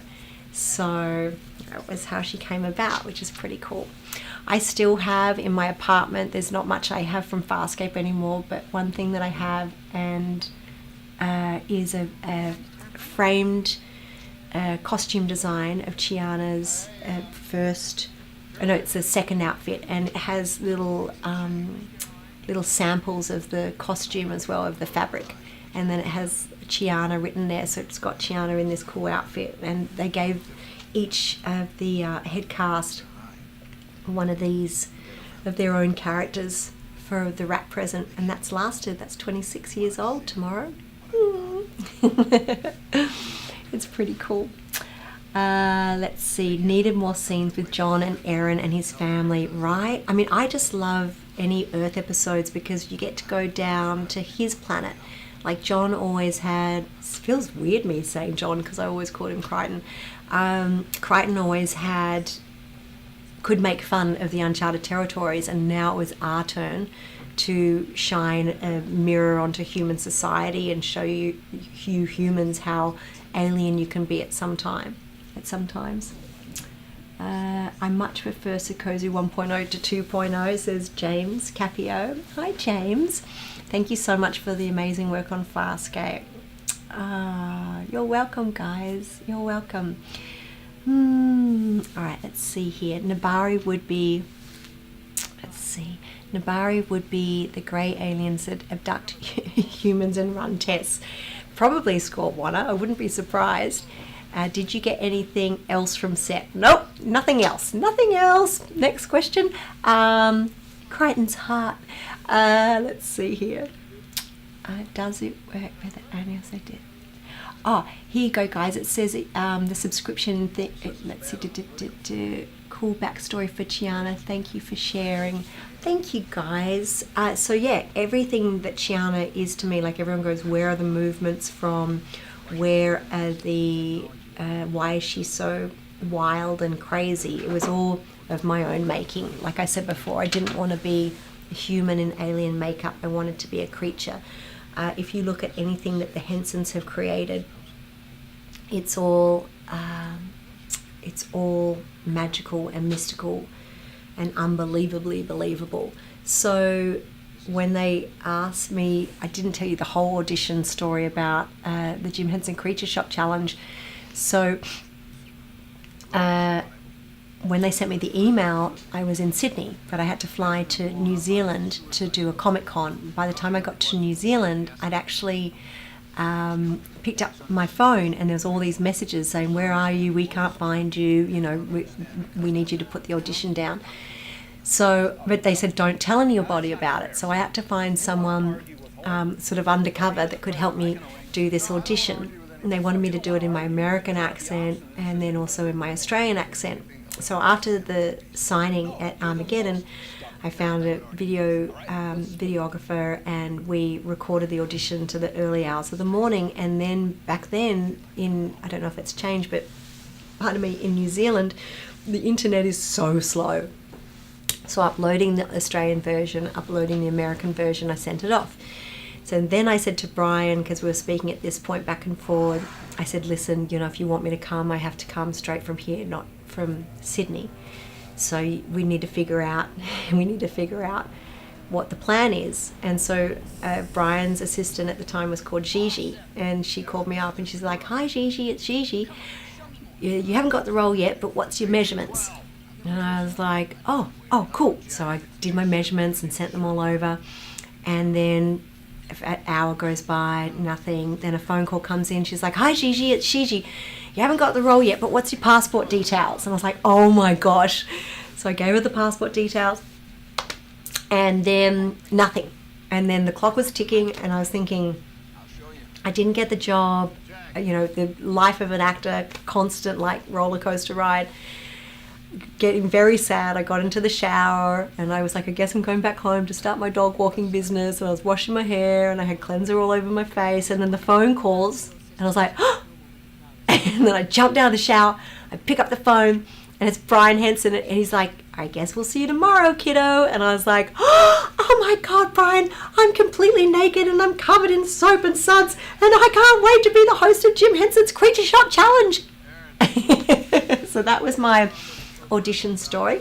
And then the next day I was in the Henson backlot and I was doing the opening. We had to do the haircut and the hair dye, because when I landed, it was the most interesting thing. They'd got my face and they'd put all these different haircuts on it. And I was so jet lagged as well. So like I got off the plane completely thinking I was going to Sydney. Now I'm in LA about to host this television show, and then I see like 30 versions of myself with all these different haircuts and colors, and I was like, what is happening? Then they took me to the hairdressers, did my hair, and then the next day was introducing the creature designers to the backlot and the creature shop. So that was very special.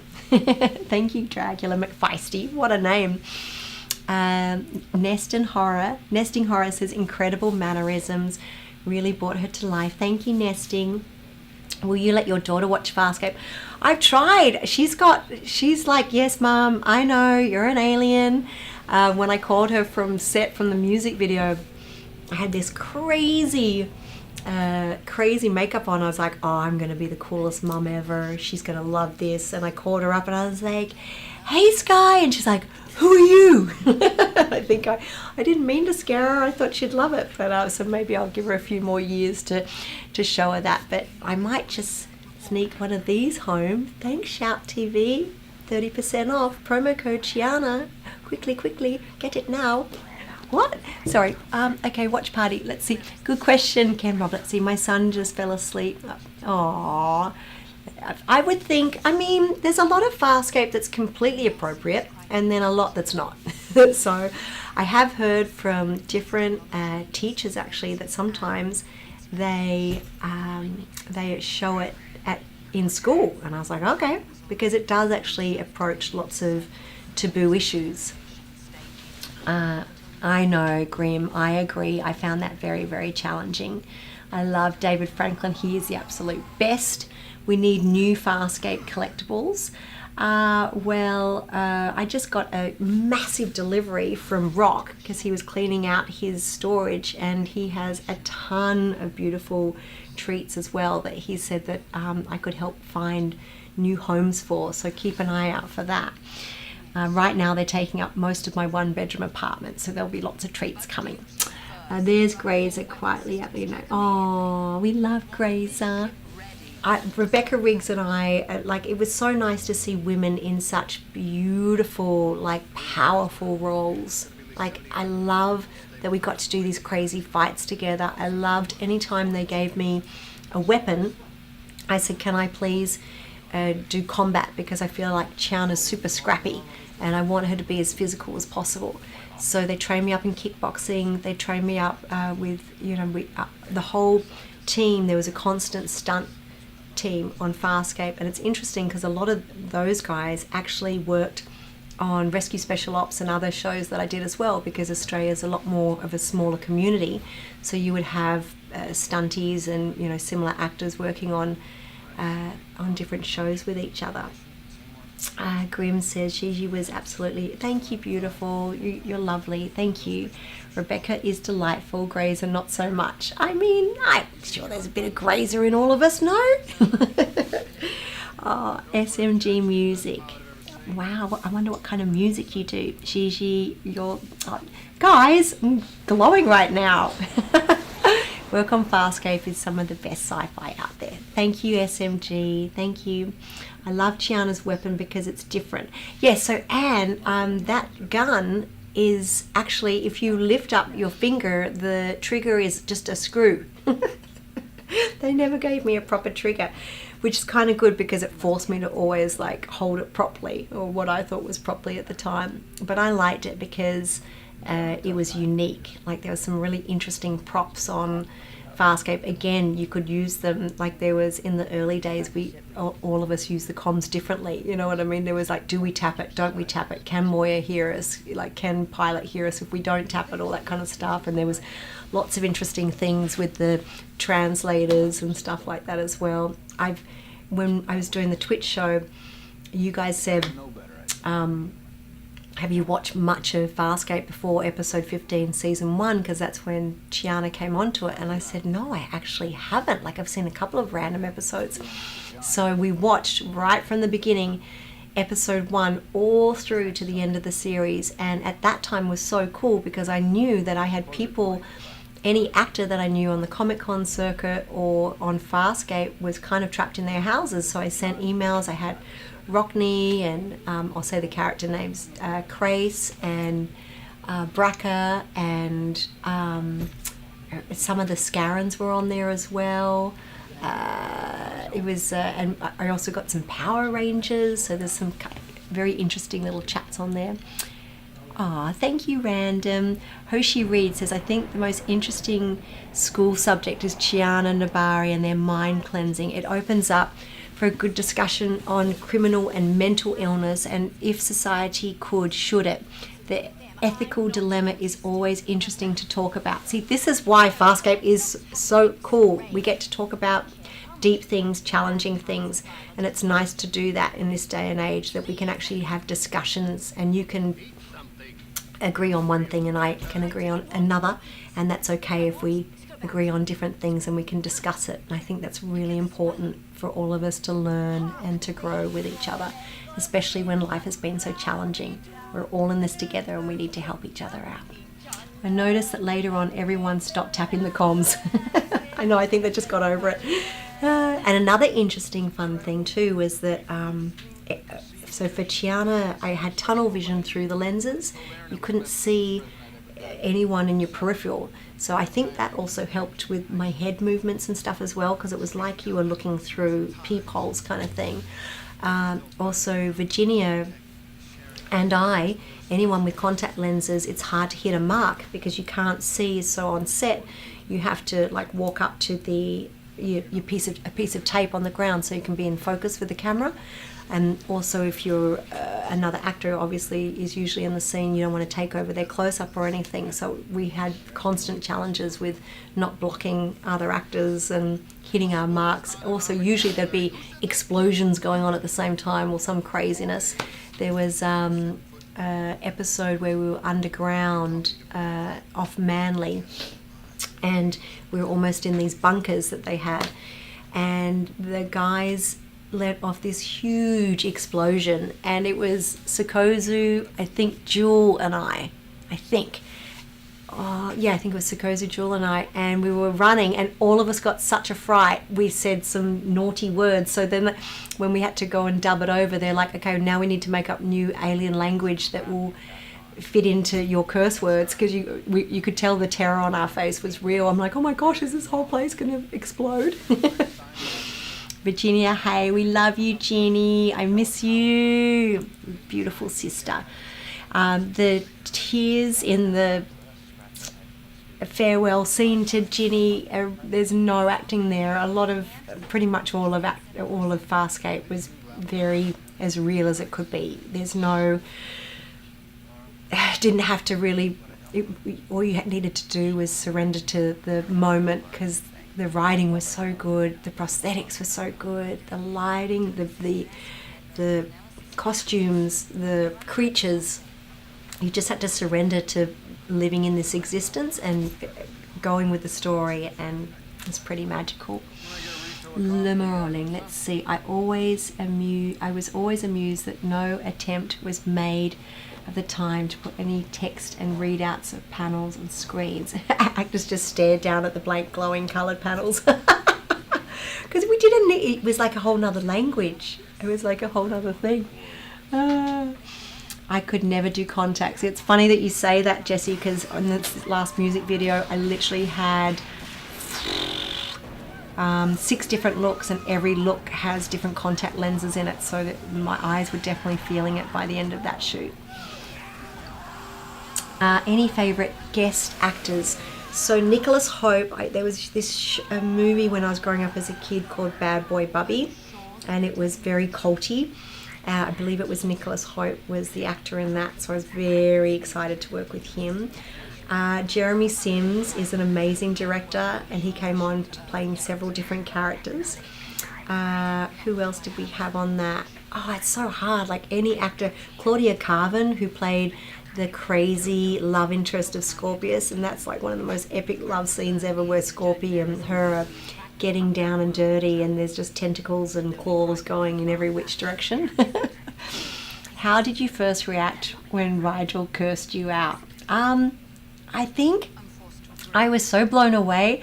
Sansanumo! Yay! Thank you for all the delicious, beautiful treats. You're amazing. Thank you. Let's see. When Rigel cursed me out, I don't know. I mean, it's just him, isn't it? It's just part of his nature. So I think I just rolled with it. I think I was more blown away at how alive he was. Like you guys, one of the most common questions is, what was it like working with puppets? And I don't even understand what you're talking about, because to me Rigel is Rigel and Pilot is Pilot. You look into their eyes and there's a soul in there, and it's like it's very unnerving to see them when they're not animated and when there's not someone working inside them, because you just see them on the side of set looking sad. It's very, very freaky. Did Chiana reunite with her brother Neri? Not yet, Ricardo. Not yet, but there's still time. Let's see. It's sad that we haven't had a chance to explore Chiana's arc with her brother. I agree. Beautiful. Hopefully sometime in the near future. Pilot is an amazing puppet. He's not a puppet!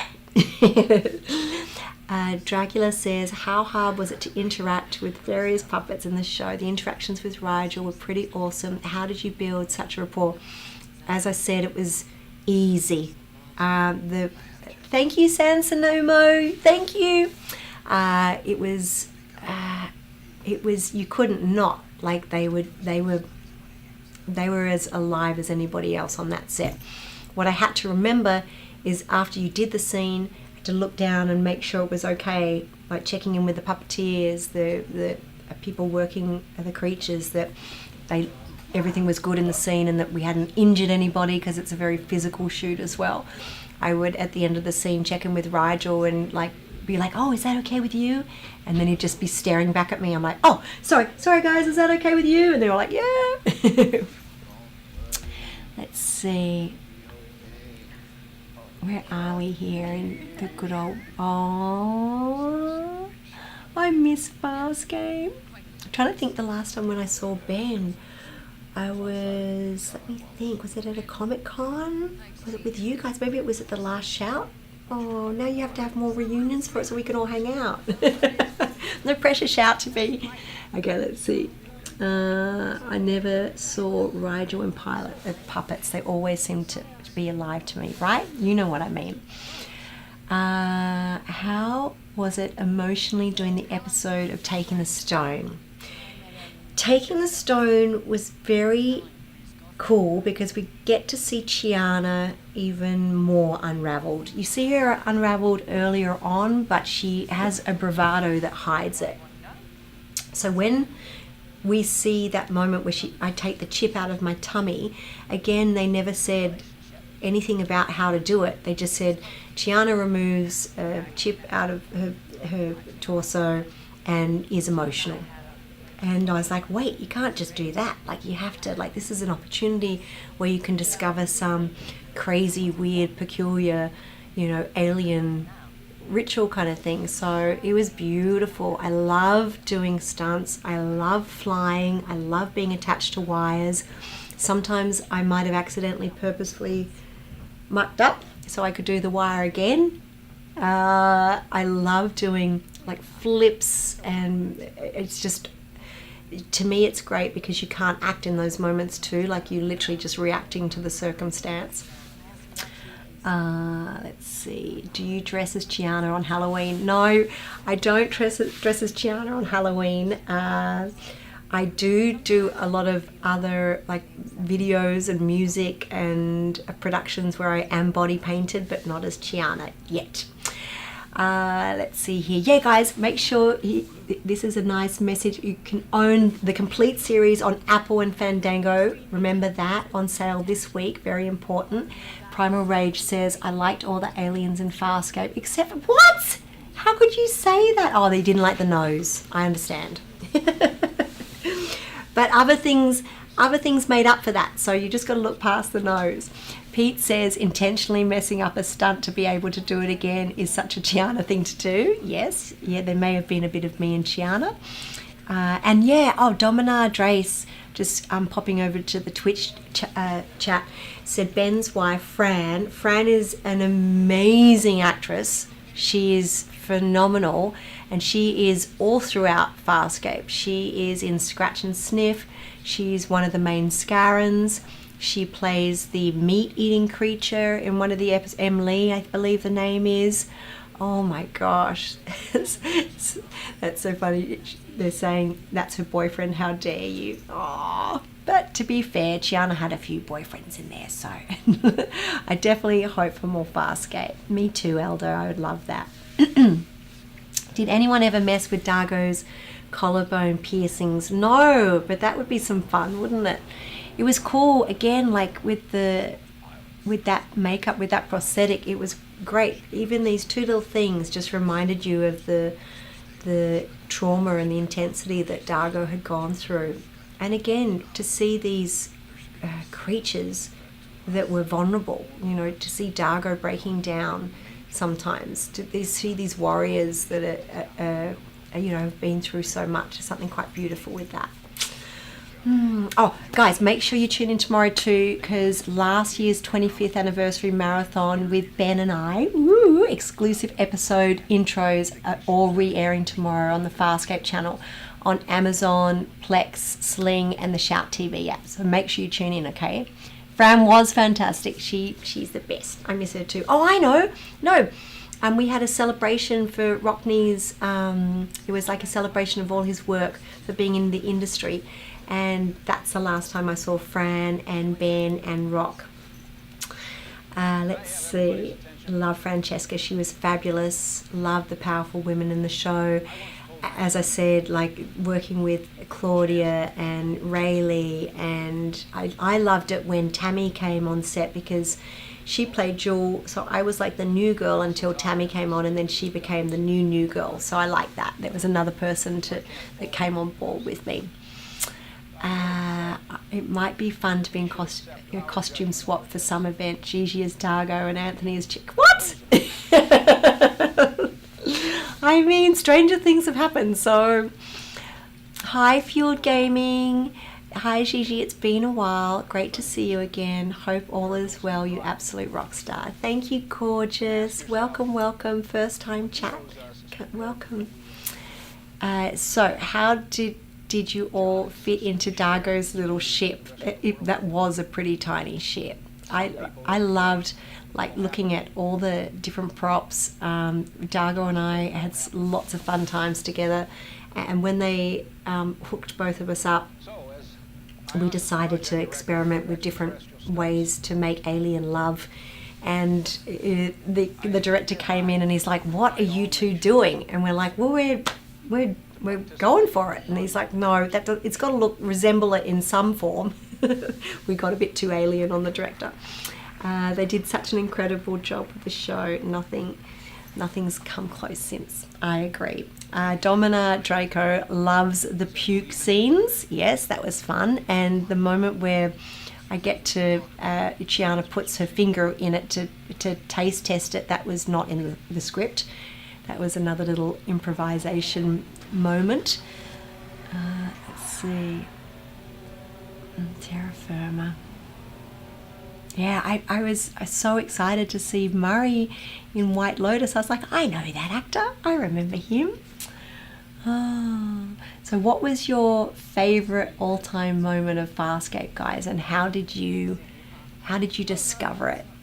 What did you think? What was your first impression when you saw it? Because I just remember, I think I was shown an episode, I can't remember which one it was, right before, like a couple of nights before we started it. That was the other thing too. After the makeup test, they said, "Are you ready for tomorrow?" And I was like, "Well, what's tomorrow? Is it another makeup test?"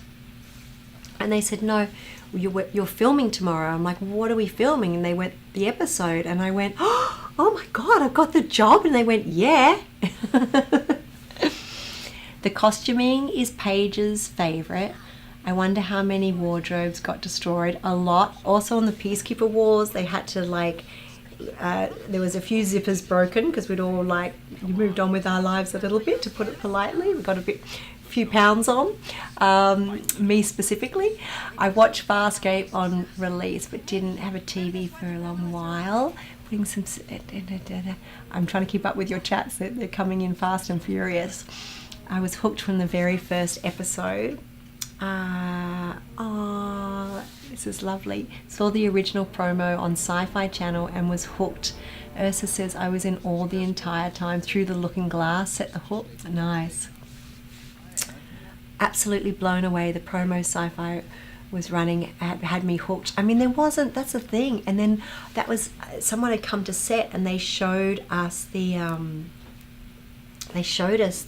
I believe it was in New York, and it was all, it was Crichton and Dargo and Chiana and one of the other prosthetic characters, I believe, Zan.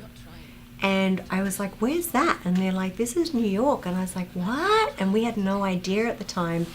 The very first time we came out for a Comic-Con, I believe we were on stage and we looked out and there was thousands of people, and we had no idea that it had reached so many people. It was a show, it wasn't at that time in Australia played very much, and we didn't realize how far it had reached. So I would like to see one of those photos that someone had taken on the old school cameras. We didn't have iPhones back then, to see the shock and the look on our faces. We would even go out in front of fans and people would say, "You're not her." And I was like, "Oh, I don't know what to tell you. I was acting." "You don't sound like her. You don't look like her." I'm like, "Yeah, acting." I love the dynamic between the crew, so dysfunctional and often at each other's throats, but still a family. That's exactly it, Nesting. We didn't shy away from being real, I came home from school and found Farscape Channel surfing, and when I was surfing, and as a sci-fi fan, I was instantly hooked. It's pretty cool, isn't it? Every Friday, yeah. Scorpius is probably my favorite ongoing plot. He's pretty wicked, isn't he? I don't know whether it was Scorpius or if it was Scorpius's nurse. I believe Scorpius may have been a more of a guest cast as well, and then they brought him in. And I think it was Ben's, I might be wrong here, but I think it was Ben's idea that he went through all the space madness and started seeing Scorpius in his brain and everything. I believe that was something that he brought up with the writers, and it's such a huge arc as well. If you think of the love, the relationship between Erin and Crichton, their relationship is so cool because it's messy and it's so real, and we love that.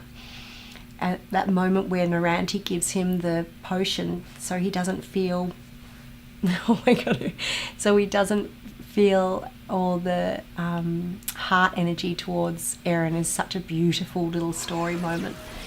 Hearing the Aussie accents and the behind the scenes stuff was cool.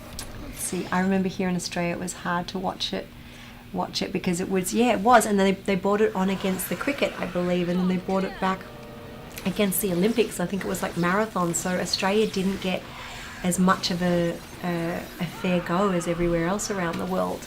But I still get messages from everywhere saying it's still shown internationally, so it's pretty cool. Thanks for doing this. So awesome. Sci-fi crosses all continents and cultures and teaches us about ourselves. So true, TG. So true. Oh my goodness gracious. I can't believe it's 26 years. We should have a Farscape cake. That's what we should have had. It's got to be in the shape of Moya or something rude, one or the other. Typical Farscape fashion.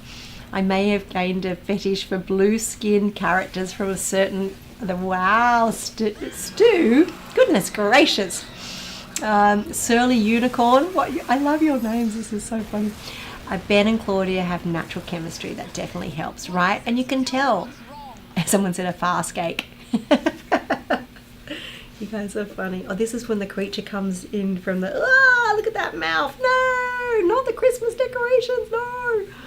Oh my goodness. I said no with all the Australian syllables in there, right? No. A DRD cake. That's another cool cosplay. So at DragonCon, and I believe at WinterCon as well, they have a set of cosplayers. Happy anniversary, Sky. Thank you, babe. They have a set of cosplayers that do Dargo, Chiana, Crichton, Aaron, Scorpius, and they've got these beautiful DRDs that they've made as well. Very special. I named my cats Dargo and Crichton because of Farscape. I don't know whether you were in the chat before, but my dog's name is Fizzgig from the Dark Crystal, so I'm right there with you. It's impossible to pick a favorite episode. There's too many excellent moments, right? Yeah, I was on set with, not on set, on stage in New York with Rockne, and it was for the last Farscape reunion. And they were talking about the audition process of all the different actors. And he said, after they'd seen the Chiana audition, he said that nobody came close. And I was like, really? I never knew that. You could have told me that like 25 years ago. Because this was about a year ago. All these years, I never realized it. Because it's tricky when you're a new actor on a show that's been going on for a while to know where you fit in the crew. This is beautiful Naranti. So, thankfully, I didn't have to wear prosthetics that much. One time when I did, I had to be Naranti, and I don't even know how she did it. Like, you have a prosthetic you can't see, but it goes over your ears. So every time the eye opens and closes, you hear zzz, zzz, zzz, and you can't really hear other people very clearly as well. And it was very, like, I think my makeup was, you know, it was challenging in the fact that it was 3.5 hours long, but really it was nothing compared to what people had to, you know, they had their stamina that they had to have to wear the prosthetics. Wow. Oh, I'm seeing, this is like, you can see Homebush in the background. Oh my goodness. You mentioned heart energy. What is that? So heart energy is your love, what you feel for someone, the vibe that you pick up, heart to heart. Anyway, guys, I wanted to say thank you so much. Oh gosh, bring out the tissues. Thank you so much for, just gonna have to throw them. No. Thank you so, oh look, they actually, love you, Shout Factory. So what I have to say is happy birthday, Farscape. Thank you guys for being a huge part of my adventure and my life and my love. You guys all know I've met so many of you throughout the 26 years tomorrow along the way, and I'm so very, very grateful. I thank you, Shout Factory, for having us. We love you very much. They've got heaps of cool treats. Check out the subscription for actually 1 month for free, yes, with the Chiana promo code Chiana2025, and lots of other beautiful shows that you can grab as well. I'm going to go before I burst into tears, but love you very much. And oh, also tomorrow there's the marathon that's going to be airing as well, that was aired last year, and it has cool intros from Ben. Ooh, who's that? Ben Browder and myself, so check that out as well. Lots and lots of love. See you soon. Happy birthday.